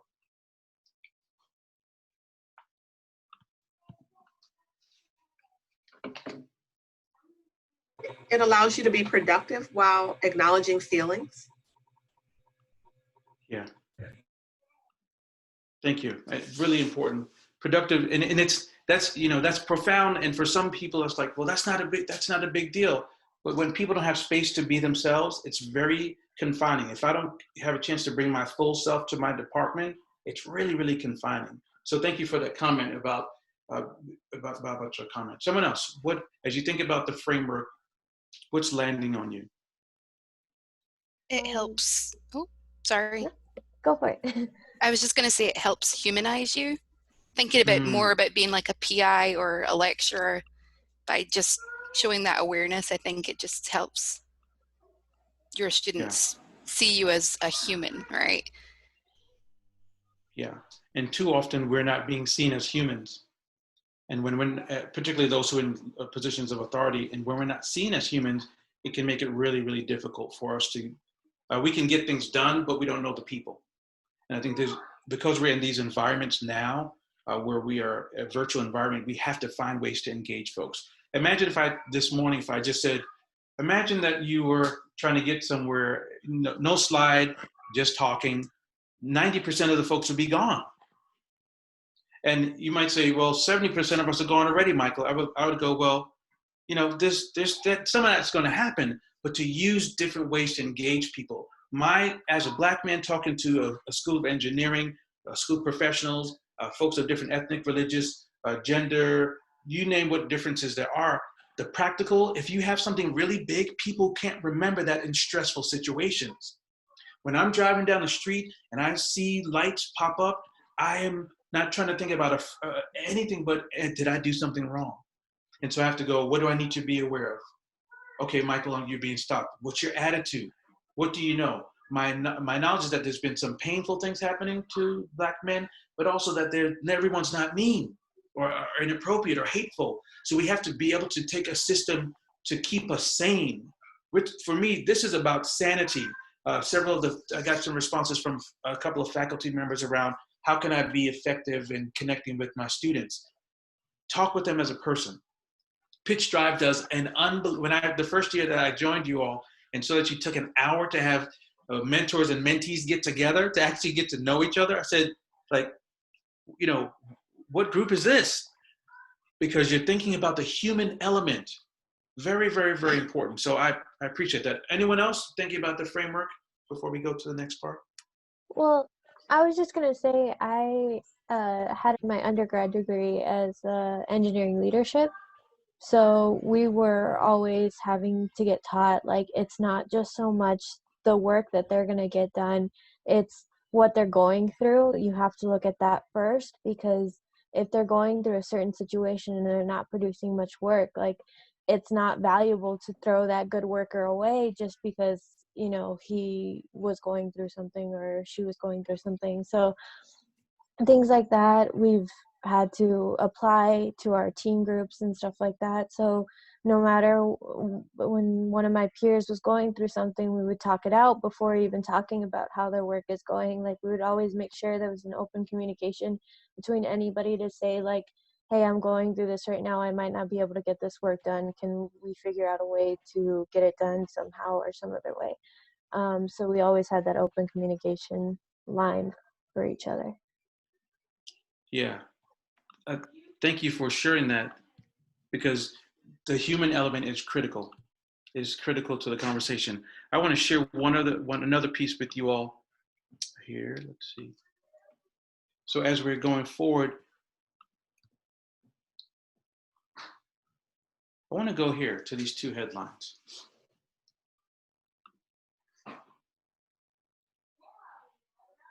So as you read these two headlines, I'd like you to think of a phrase or a couple of words to describe what you're feeling, what you're facing, and what you need to be aware of. What are some words that capture what you're feeling, what you personally are facing, and or what you need to be aware of?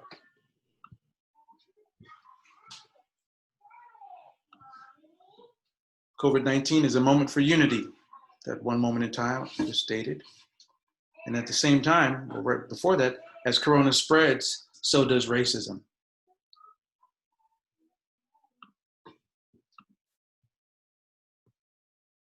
Missed opportunity. Yeah, oof. Would you say more about the missed opportunity?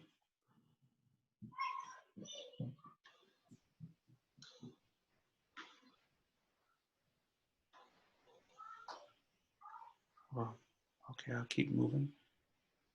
Reality, idealization, left. Initial reactions, perspectives, lack of discussion. Yeah. So sometimes we're saying, let's get it done, and we don't have any discussion. We're doing the to-dos, but there's no vision. Centering dialogue differently. For some people, you may be saying, Michael, what do I do next? And for others, oh, wow, there's a concept behind it.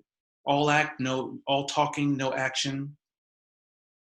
It seemed like a time, someone says, it seemed like a time to come together and defeat something, but it just turned to chaos and turmoil. Yeah. And that's a perspective. Someone else says, a great awakening. Divisive, the power of negativity, fight or flight, but baiting. All of these things are showing up. Did someone want to add something? all these things are like it says, eye-opening, right? And because this is true, if we don't spend the time of being aware of that, we could miss out on a huge opportunity. And so we wanted to just frame that, again, as we're thinking about cultural competence, there are certainly things that we've seen before, but we want, as whether you are department heads, department chairs, or staff members, it's really important for us to be aware that these two things are happening at the same time. I recall talking with a colleague, and she lives in an environment that's not very impacted. And she said, Michael, you know, my routine hasn't changed very much. And my white colleague, and I thought about my family that's in New York. They're doing well, but their routine has changed. And so when we're talking about cultural competence, what do we need to be aware of as these types of things are happening? Someone says definition of community, national versus local. Thank you. So I wanted to orient us to that. And what I want to do is give us an opportunity to go into breakout rooms. So Steve, if you would give random groupings of folks, maybe 5 or so again, the powerful piece that Dean James Martin put forth for Juneteenth. And I thought it's about 8 minutes. What I'd like to do is have you to take a photo of this, because I don't want to take the time to show it to you right now. I want you to look at it in your groups. And what I think I want to do, Steve, help me on time. I know that I want to be very aware so I can just frame our work. We're at 11:18 right now. Yes, I know. What time are we? So yeah, I think you know, how much time did you want for this session, or were you thinking for this session? Yeah, you know, why don't we talk about it briefly when we put folks into breakout rooms? So here's what we want to do. I'd like y'all to look at this video in your breakout rooms. It's about 8 minutes, but it's very powerful. And I want to make sure that we have an opportunity to use the cultural competence framework to look at, like, you know, how do you apply the cultural competence framework to reflect on this message? And then we're going to come back together. So we'll give you 10 minutes for that. That means we'll come back at 11:30. And Steve, if you would send folks to rooms. Is everyone clear about the process? Okay. All right. We're opening up breakout rooms. We'll see you back in 10 minutes.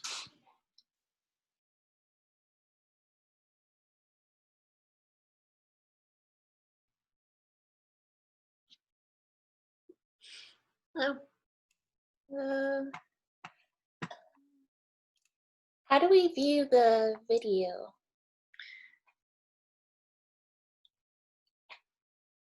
I think we might just need to view it and maybe get back. So. Okay. I can try sharing my screen if you want, and we can watch it together. I actually so Isaiah was writing a letter for grad students, and I actually did a thematic analysis of this video from his transcripts. So I have a Word document that I've already highlighted through with codes that are associated with what I found. But I want you guys to like do your thing. Like I already looked at this video and like looked at it so intently already, like way before even coming up with this. Then do you want to play it and then you can pause it where you want to like talk about parts? I mean, you're gonna put the link up, right? Or do you want me to share my screen? Yeah, I think yeah, you got that. But I can introduce myself if everyone. So my name is Jorge Jimenez. I used him, they, them pronouns. I am a 5th year graduate student. Yeah. Can you guys see my screen? Yes. Okay, I'm gonna hit play. You hear it? This Juneteenth, we celebrate the 155th anniversary of emancipation. This is also a day to remember and reflect that we have so much work to do, especially when it comes to addressing this nation's history of systemic racism. Universities ideally serve as platforms of upward social mobility. And unfortunately, this also means that universities can serve as barriers to opportunities and as instruments of segregation that concentrate privilege. So it is vital that we do a better job of increasing access to a broader segment of society. And that's especially true for careers like engineering, because I believe the skill set of complex problem solving will be in higher demand in the future. There's never been a better time to be an engineer, which means I truly believe that greater access to higher education and careers in STEM and engineering can help accelerate some of the culture change that we need to see to reverse the impacts of systemic racism. This is a legacy for more than 400 years. You see, as engineers, we design and build systems that improve the human condition. And when we think about engineering systems, we traditionally focus on infrastructure systems or sustainability or energy and innovation. But we also have to understand that racism is also a system. Racism is a subset of culture, inequity, and insularity. It's a system. And it's important that we not conflate racism with diversity and inclusion. They're not the same thing. You see, what I'm talking about here is systemic racism and systems and structures that have procedures and policies and biases that disadvantage African Americans. That's the core driver. That's the root cause. So the lack of diversity and inclusion is a derivative of that root cause. We wouldn't need such focus on diversity and inclusion if it were not for systemic racism. Now, personally, I've wondered since the time I was a young engineering student why there has been over the years such little progress in the numbers of African Americans in engineering, especially in graduate school and in the professorate. Especially considering that we've spent more than $30 billion since the 1990s on diversity and inclusion initiatives, especially by agencies like National Science Foundation and NIH. So why is there so little progress? I suspect part of the answer to that is that we've been having the wrong conversation. We've been talking about diversity and inclusion, and the real conversation should have been about the root cause of systemic racism. And the costs of this legacy are immense for all of America. You know, if we look back at the history of Black innovation, for instance, after emancipation in 1863, we see that there was tremendous growth of this country economically. Dr. Lisa Cook, who's up at Michigan State University, took a deep dive into African American patent disclosures, which is one measure of innovation. She looked at a period from 1870 to 1940. And she found that from 1863, there was an exponential growth in patents among African Americans until a peak was achieved in 1899, where progress certainly dropped off. Now, I'd like to point out that this time period, 1863 to 1899, was also the time when our first African-American graduate, William Hunter Damon, was finishing up as a civil engineer here at the University of Pittsburgh. He worked in railroads. He was in civil engineering. That was in 1893. So he was in this period. The question is, why was there sudden downturn in knowledge generation in 1899? Well, Dr. Cook found a correlation between segregation laws and racial violence and African-American innovation as measured by patent applications. You see, in 1896, there was Plessy versus Ferguson, which upheld legalized segregation, separate but equal, which furthered the growth of systemic racism. And that was coupled by upticks in lynchings and massacres, especially in the Deep South, such as the Wilmington, North Carolina massacre in 1895, the Tulsa, Oklahoma massacre in 1921. Every one of these events had a detrimental effect on innovation for Black Americans across the nation. I mean, how is it possible when you fear for your survival to innovate? And why would you trust a system that has demonstrated time and time again it's not going to be there for you to protect you? Why would you trust in that system to protect your knowledge discovery? You wouldn't. So what else did she find in her studies? Well, she found that the country missed out during this period in over 1,100 patents and contribution to GDP that would have equaled a small-sized European country.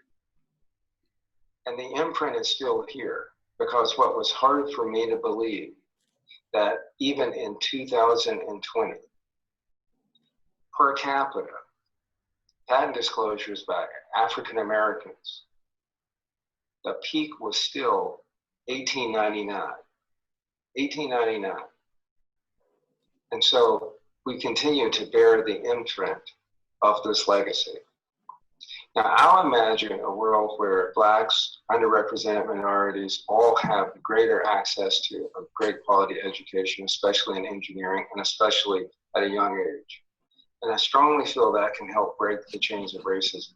But this goes beyond addressing diversity and inclusion issues. Simply creating a more diverse environment won't do anything to root out the systemic racism in our schools, our workplaces, and in our communities. What it means for a school like ours, the Swanson School, is reshaping our programs and our curricula and moving beyond our traditional focus on technical competence, just on technical competence, to really add focus on cultural competence. Now, ultimately, if we are to maximize human potential, having a safe, welcoming environment is absolutely vital for knowledge generation and for learning. And I'm certainly committed to making sure that the Swanson School and the University of Pittsburgh is the best place for individuals to come and do their best work. I want us to imagine that future and to create that future. We need to make sure that we use this opportunity to shift our awareness and our commitment to real change. As Maya Angelou always said, we should always do the best we can until we know better. And when we know better, we need to do better. And it's time for us to do better. And I know we will. Hail to Pitt.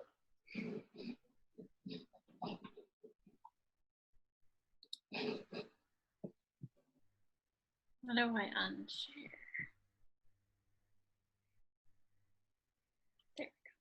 There you go. I sent the Menti link. I think we just have to respond with the framework. And I think the framework was knowledge, skills, forget what the other, it was like the blocks that he had up there to answer these questions. So we have awareness, attitude, knowledge, skills, and practices.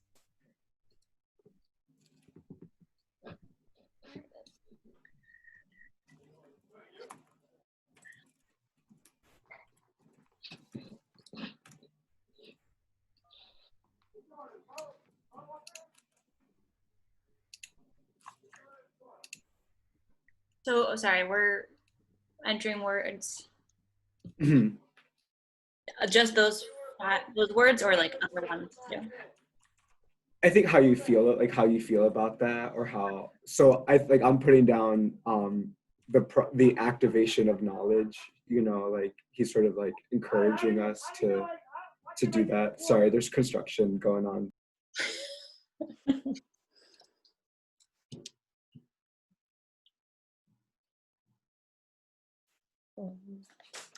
How did you feel about some of the points he makes?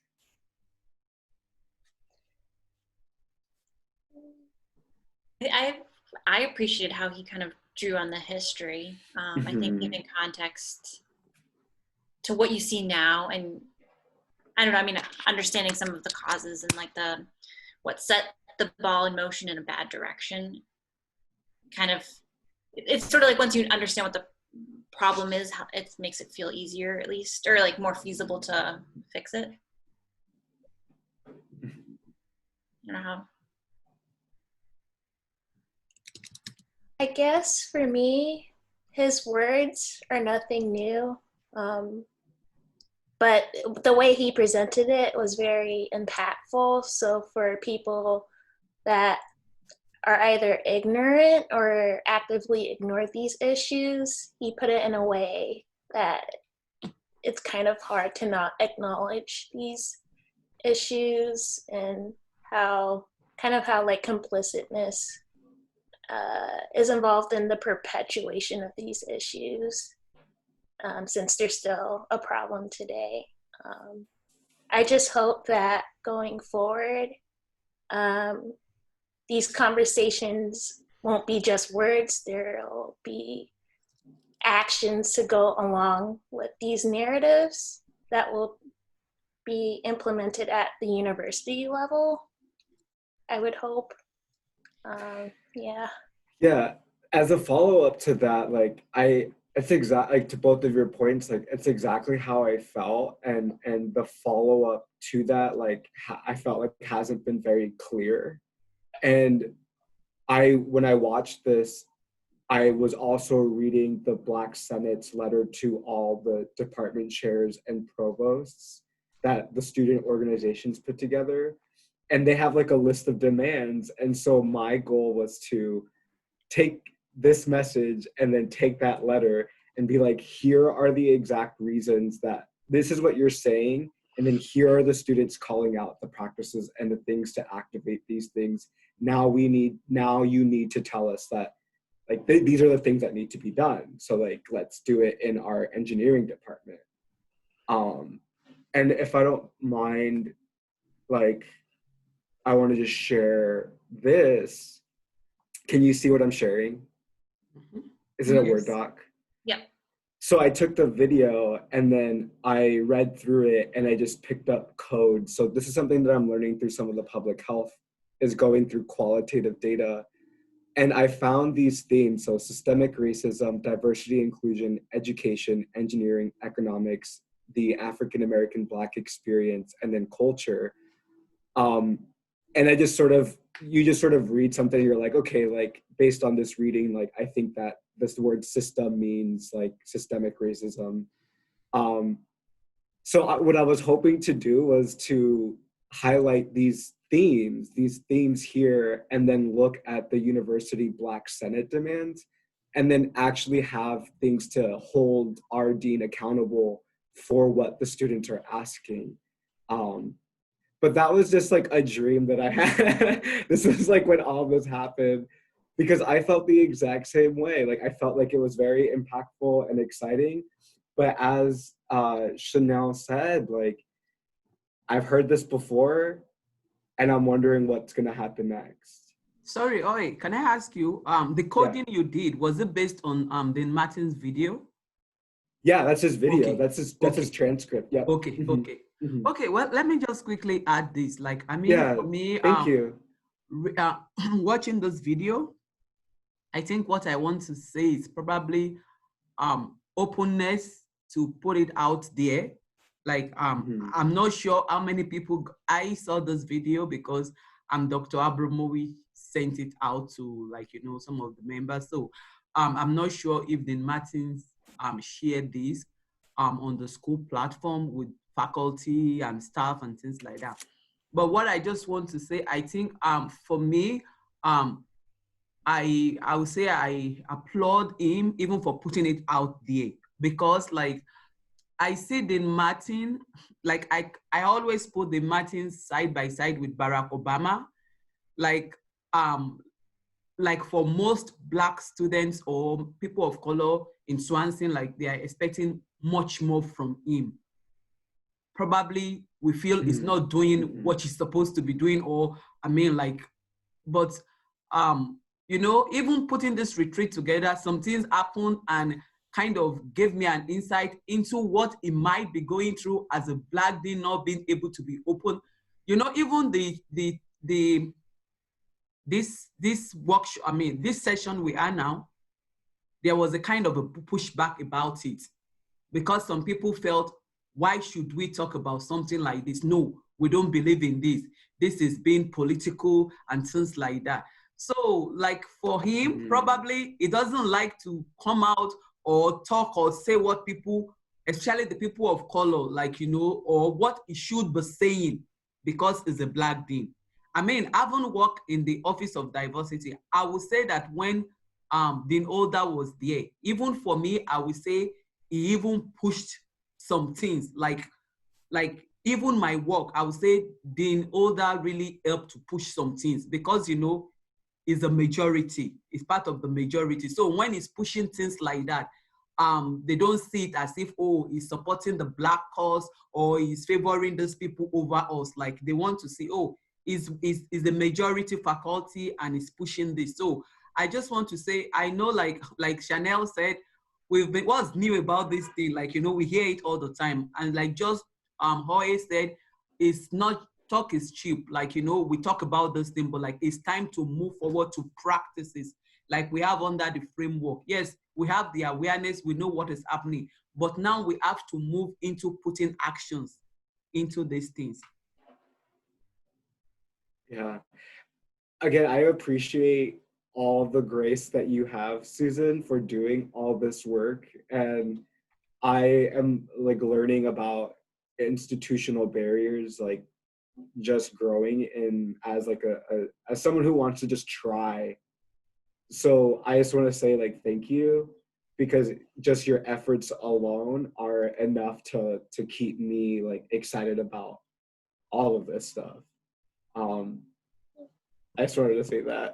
Oh, yeah, and thank you for all of you too. You know, we are all in this together. We are all, I mean, I won't lie to you. When I saw some of the pushback about this thing, I was kind of scared. Like, you know, I was like, I was scared within me, like, oh, like, okay, how do I do? What do I do? But like, you know, it's just where we are now. It's just the reality. But, you know, we are not going to stop. We'll keep pushing. We'll get there. So. I think pushing too, like the fact that there was pushback kind of says that you're touching on something that needs to be talked about. Like if people were uncomfortable, like should be, you know, there's a lot of history that's not okay. And I always feel like when they talk about how the stats haven't changed, that to me is just like, how is that? That's so frustrating. But then I also feel this level of like, what do you do? You know? Yeah, and like it's so interesting to see like people like enjoy the abstract ideas of art that Mikhail presented, which was like very in itself rewarding, but then they can't have that exact same grace when they're thinking about abstract things like systemic racism and inequities, which is just like wow, like you have to see something flashy to care about lives. It is I can't, I don't know, I woke up ready today. Well, it's so good seeing everyone. Yeah, definitely. All right, bye.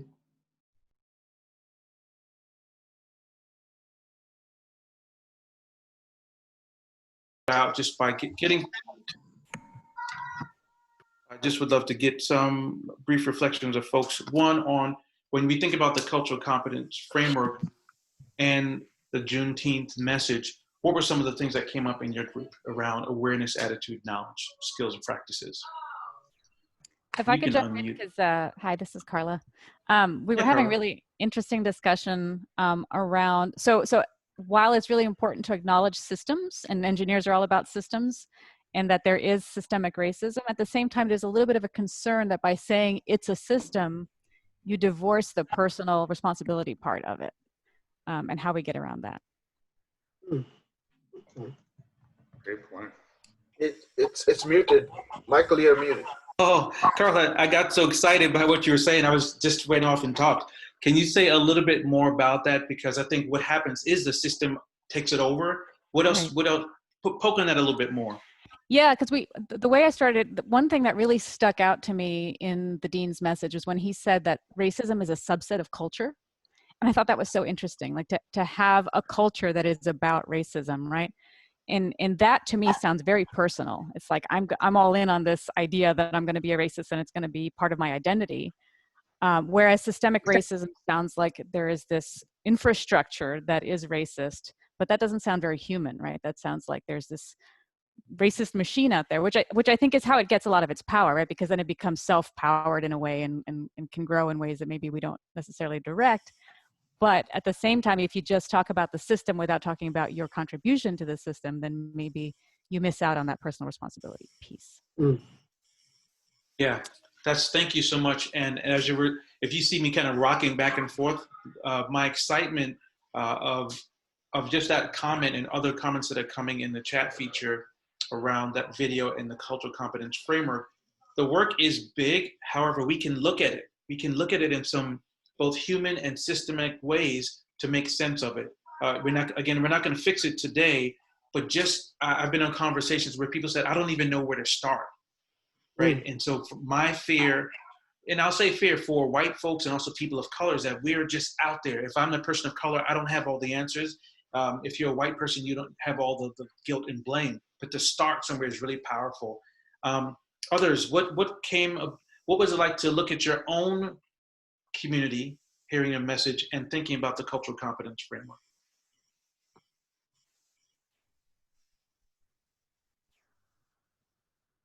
I'd love to hear some other voices. I know you can put it in a chat, but this is rich to hear others as well. I'll go. Go ahead, Claudia. All you. Oh, sorry. And then Jorge, you go after. My name is Claudia. And from the dean's message, he mentioned one word, and it stuck out to me, and it was the word diversity. And from personal experiences, because I've traveled to multiple internships around the country, I've noticed that there's a difference between having diversity, like having someone like me around, to fill the quota of, oh, we have someone who's diverse, and then actually appreciating the fact that I'm diverse, like actually appreciating my heritage, my Blackness, not wanting to feel like it should be censored. So I feel like that's something that we should actually be more aware of, because if we're gonna be diverse, we're gonna be diverse. And that's just it. Yeah, I put that in the chat. Thank you, Claudia. So powerful. Jorge? So our group had a really fun discussion, and overall we felt that the message for some of us has been pretty clear even before having this video being sent out. But there is still promise and some history behind some of the motivation that would actually help for individuals who may not have been aware or were willfully ignorant to those discussions to actually pay attention to what's going on. And then we had a sort of follow-up to when we're thinking about the framework, we felt that we were in the practice part of this where we hear the message, we're applying the knowledge skills, and we have this practice where we want to integrate some of the message from that talk or from the video, but not actually being able to apply that. And that may be the challenge that we're all facing right now within that framework that you've modeled.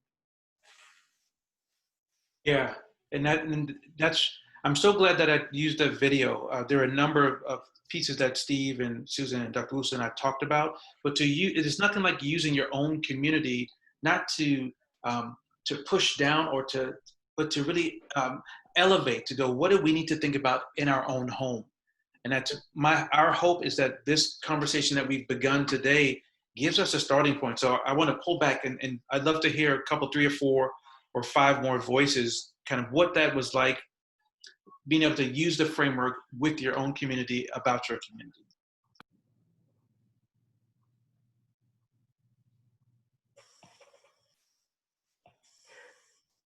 So if I may just, it's a comment.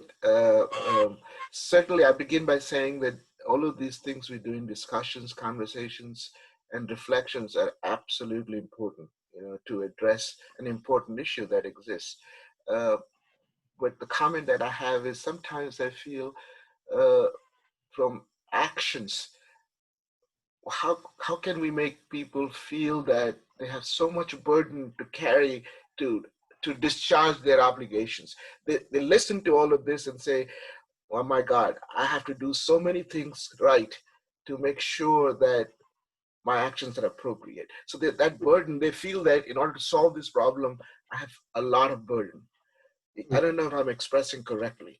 The conversation, if you listen to it in a cumulative sense, you see that too many things because we have done so many things wrong collectively, we meaning collectively, and therefore I have to do a lot of things right, and I'm overwhelmed. Even though I'm not a bad person, basically I'm just paraphrasing it, but this, when the conversation should end with something that, guys, this is not a big thing.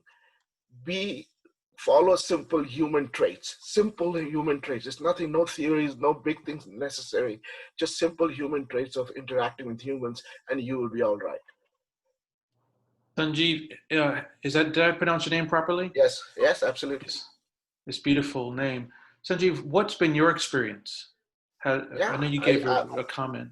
Yeah, experience is really, it comes down to me. I'm just talking about me. And as you said, talk about you, it just comes down to me, follow simple human traits of empathy, ability to listen, ability, honesty and integrity, and say, I will make mistakes, period. I will make mistakes, but we can have a conversation. Those simple traits, that's all you need. Yeah, I think I would agree with you, and I would only add to that it sounds like that comes around, some of the things that come up are around cultural perspective, because in some cultures there is this idea of, as many of you probably know, this collectivist perspective, but then also this individualistic perspective.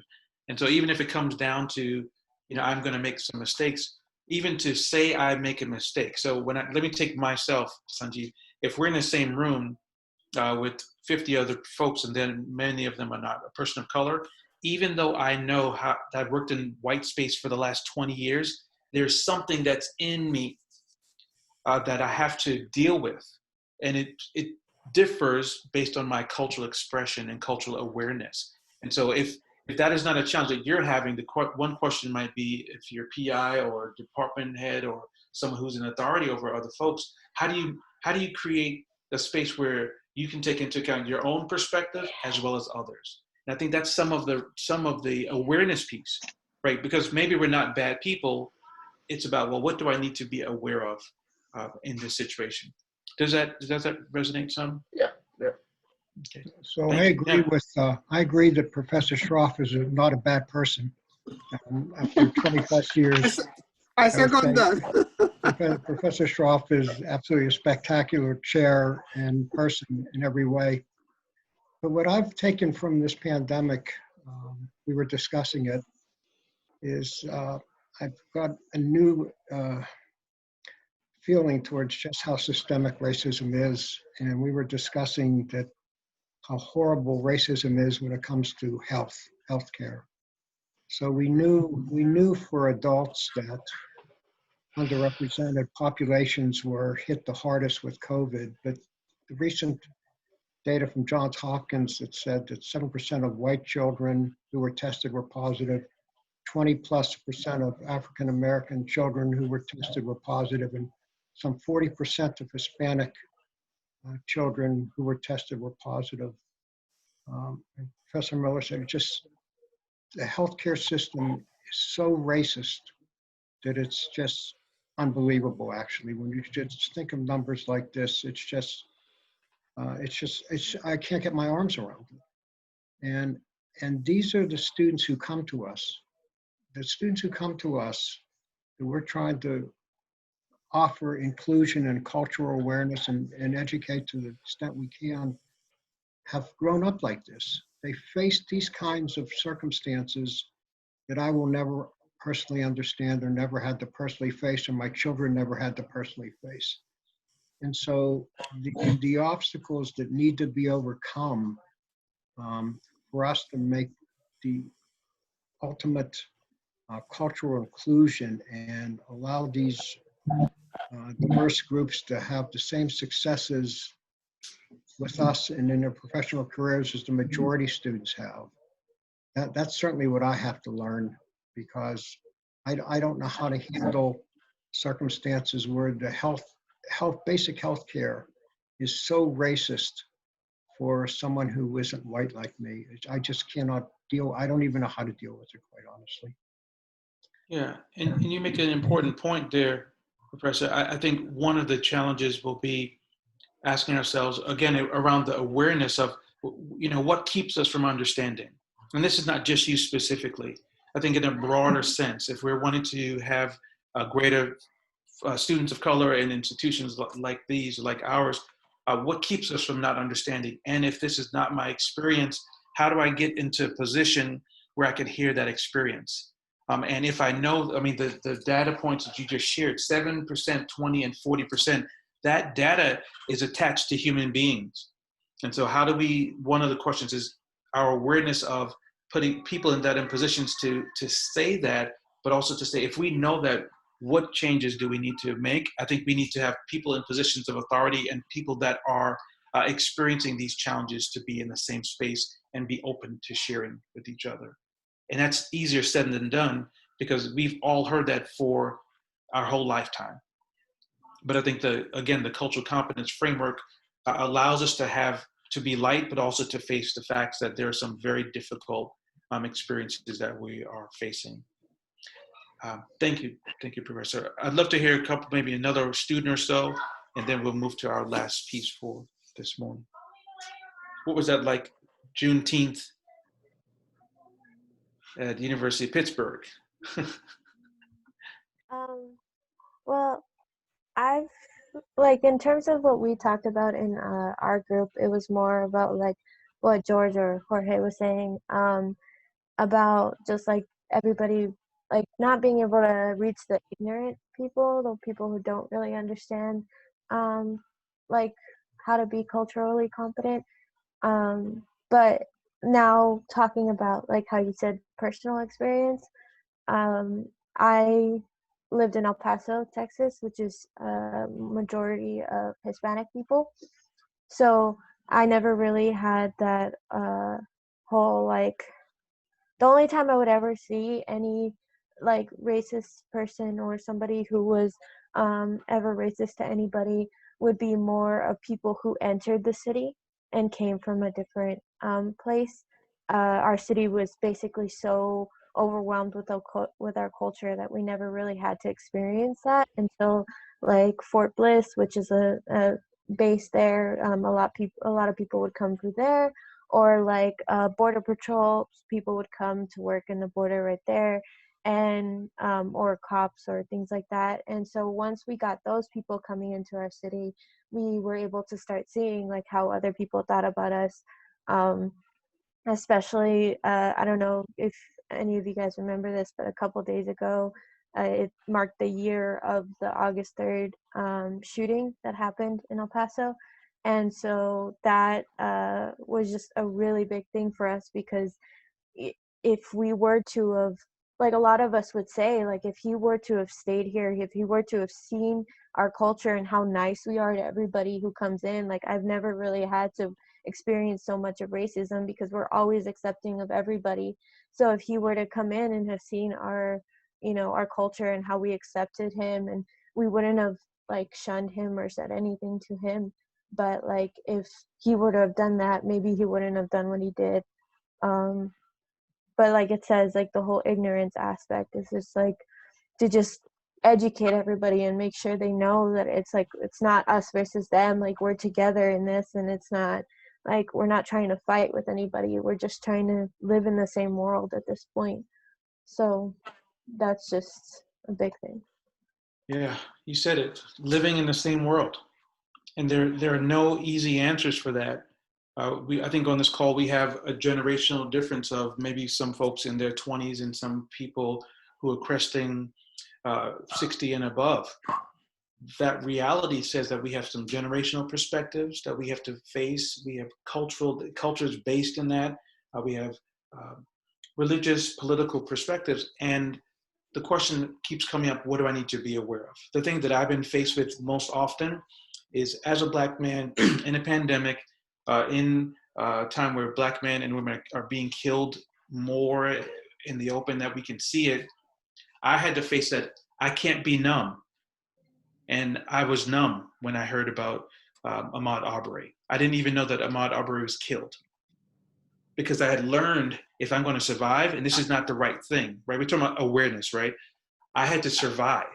And my wife, who is white, said, hey, what are we going to do? Again, this is not the answer to everything, but this was a awareness piece for me. Intercultural relationships are critical, because we have to, where one is strong, one might be weak. Where one is weak, another might be strong. And so what has happened to me utilizing this cultural competence framework in this time is that I've had to go through, okay, what do I need to do? Mikhail talked about just looking at LGBT community and the faces and the bodies. How do we learn about other communities that are not the communities that we are necessarily a part of, because there are answers in those other communities. And as we build the Pitts Drive program at the University of Pittsburgh, to be aware of that is so, so critical. So thank you, Brittany, for sharing that. I know that there are, again, we started this morning saying that there would be no way to capture everything that we wanted to do. Steve said that, I think he said that I could have until 8 minutes after 12. Would you all be willing to hang out with me until then? If you don't want to, you can, Brother David and Mark, y'all go, Brother David and Mark will take care of y'all if y'all messing with me. So here's the two things that I really want to do, because again, I'm making light, but this is very difficult. I'm not trying to rush through this. The work is really for you on this call. I know that there's some DEI folks on the call, and I was so impressed with the work that I saw when I was a part of a kind of like a pre-meeting where they were talking about what they were doing. I would highly encourage you all to say, this is one 90-minute call. Okay, what do we do next? Who are the students who've been in the program, who've had some feedback? Who are the teachers that are in the program that have had some feedback around not being able to talk? And we've done the mentor-mentee conversations. What's good about that? What's not working about that? Because again, I haven't seen a lot of institutions, and I've worked with 3 or 4 that are actively trying to actually hear. Professors, when they get tenure or they're situated, they don't necessarily have to hear. Can you hear that? They don't have to hear. They do. But what I'm hearing and sensing from this group is that you want to hear, and I hear from students that there are voices and perspectives that need to be shared. So I encourage that team to work, but also Steve has a video clip that I want. We're not going to go out into groups, because if you go out into groups, I'm leaving too. But it's a piece by Jane Elliott that it's so important for us to look at that. And as he shows that, I want you to be thinking about the cultural competence framework. And then we'll end on one other piece. Steve, thank you. If I were Black, they'd have killed me a long time ago. And if I were Black and saying the things I say, I wouldn't be alive. Bullshit. No, you're not going to say, I'm sorry there's racism. No, I do not have to ask you nicely. I consider this exercise an injection of the live virus of racism.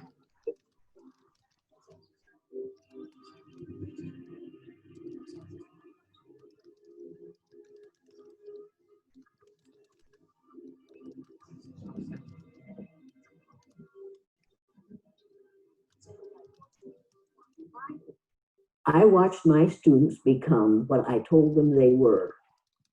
I watched little, wonderful, brown-eyed white people become vicious, ugly, nasty, discriminating, domineering people in the space of 15 minutes. I watched brilliant, little, blue-eyed, white Christian children become timid and frightened and angry and unable to learn in the space of 15 minutes. If you do that with a whole group of people for a lifetime, you change them psychologically. You convince those who are analogous to the brown-eyed people that they are superior, that they are perfect, that they have the right to rule. Did you learn anything this morning? I think I learned from the experience of feeling like I was in a glass cage and I was powerless. I realized this morning that there were very few times in my life that I've ever been discriminated against, very few. And you convince those who take the place of the blue-eyed students that they are less than. How did they feel yesterday? Down like a dog on a leash. If you do that for a lifetime, what do you suppose that does to them? You find out that there are people of color who refuse to live down to our expectations of them. I am now watching, at the national level, that exercise that I did based on eye color being reenacted in the government of the United States of America. I've done this with people of all ages for the last 50 years. Now think about that. Next year it will be the 50th anniversary of the killing of Martin Luther King Jr. and the beginning of the blue-eyed, brown-eyed exercise. When are we going to learn? When are we going to put a stop to this? White people's number one freedom in the United States of America is the freedom to be totally ignorant about those who are other than white. We live in the land of the free and the home of the brave. White people are the free, and people of color have to be brave. I want this situation to change. I want it to be such that no Black person has to have courage to get up in the morning, any more than I, as a white person, have to have courage to get up in the morning. This is the most important book you or I or anybody else will ever read. I'm an educator. Every educator should refuse to perpetuate the myth of white superiority. There's only one race. It's the human race.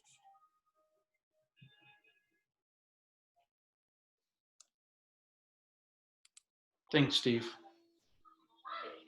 And someone says, can they get the link? Absolutely. And I know our time is short. What are some of those, and you can use the chat feature, as you're looking at that, thinking about your ethnicity and gender, what pops up for you as we come to a stopping point in our work today?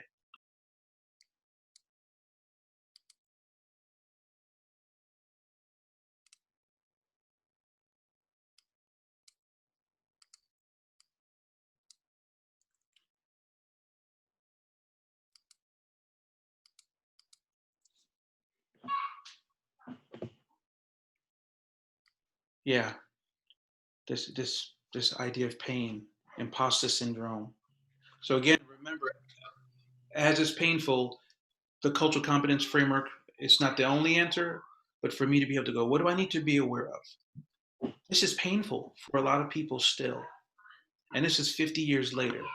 You know, what systems, what experiences do we need to begin to examine and take a hard look at? And what do I need to hear differently as we see these things? And I'd love to get a couple of other thoughts in the chat feature before I share our last slide.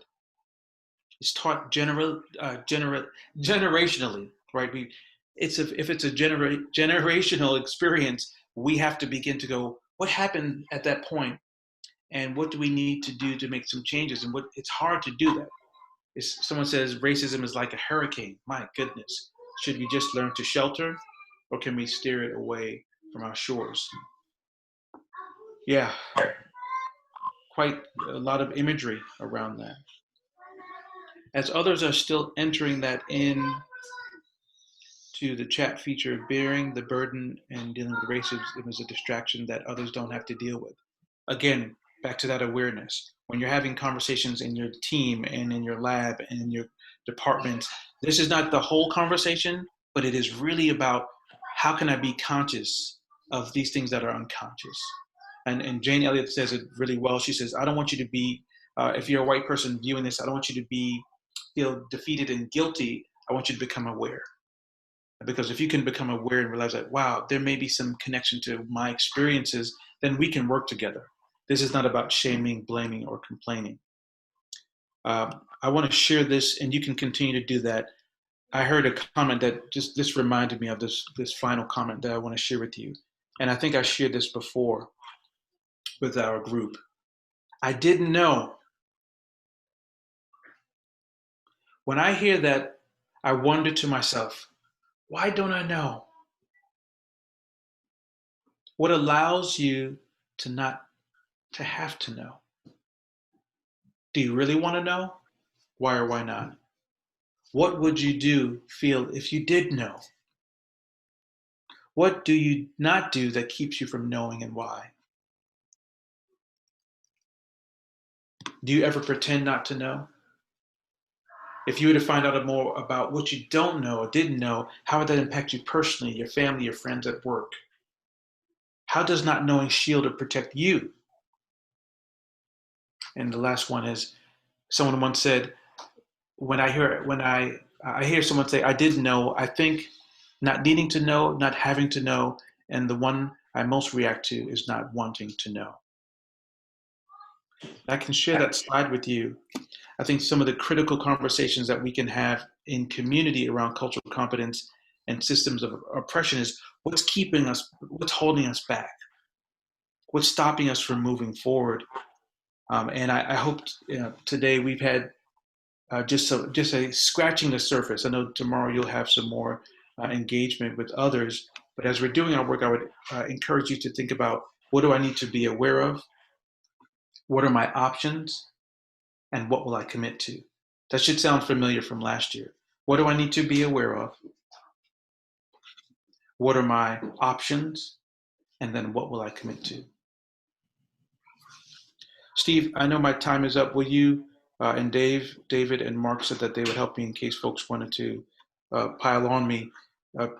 Can we, in our final leaving, what's a big takeaway for folks? Because I just want you to have a takeaway, and I apologize for going over.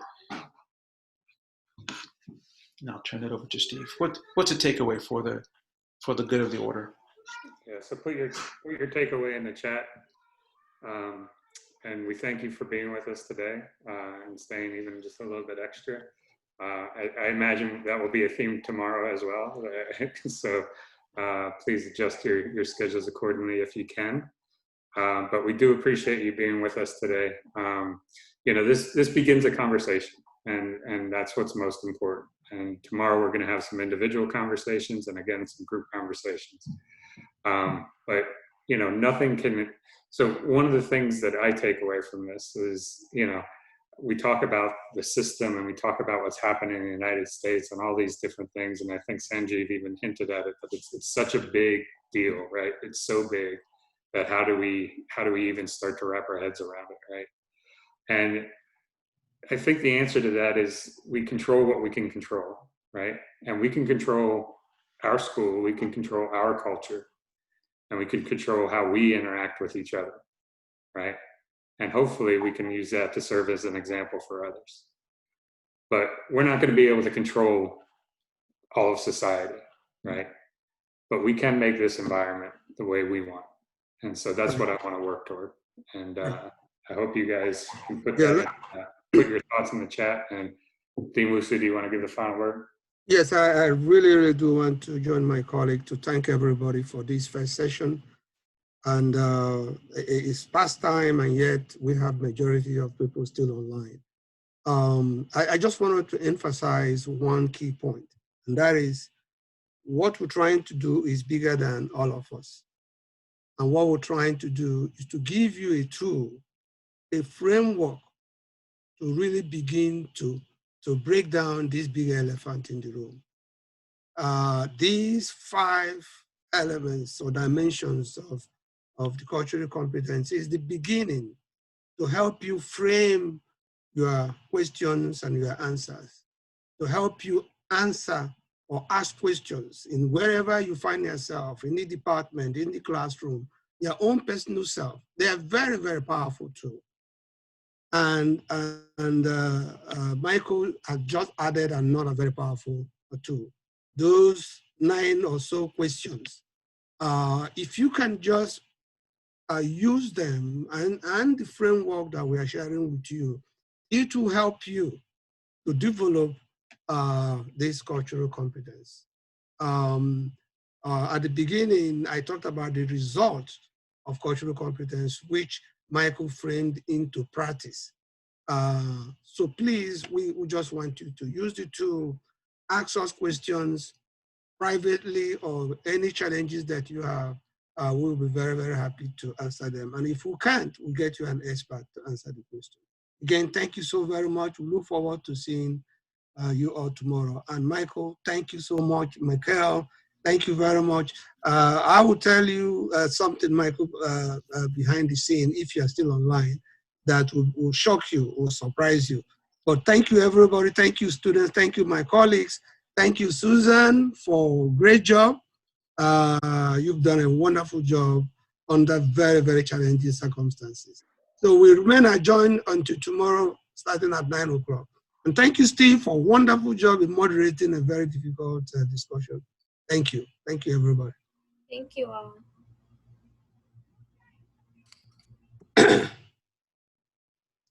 Dr. Abramowitz and Dr. Wusu, do you want to stay back? Okay. Yes, ma'am. Who are we to say no?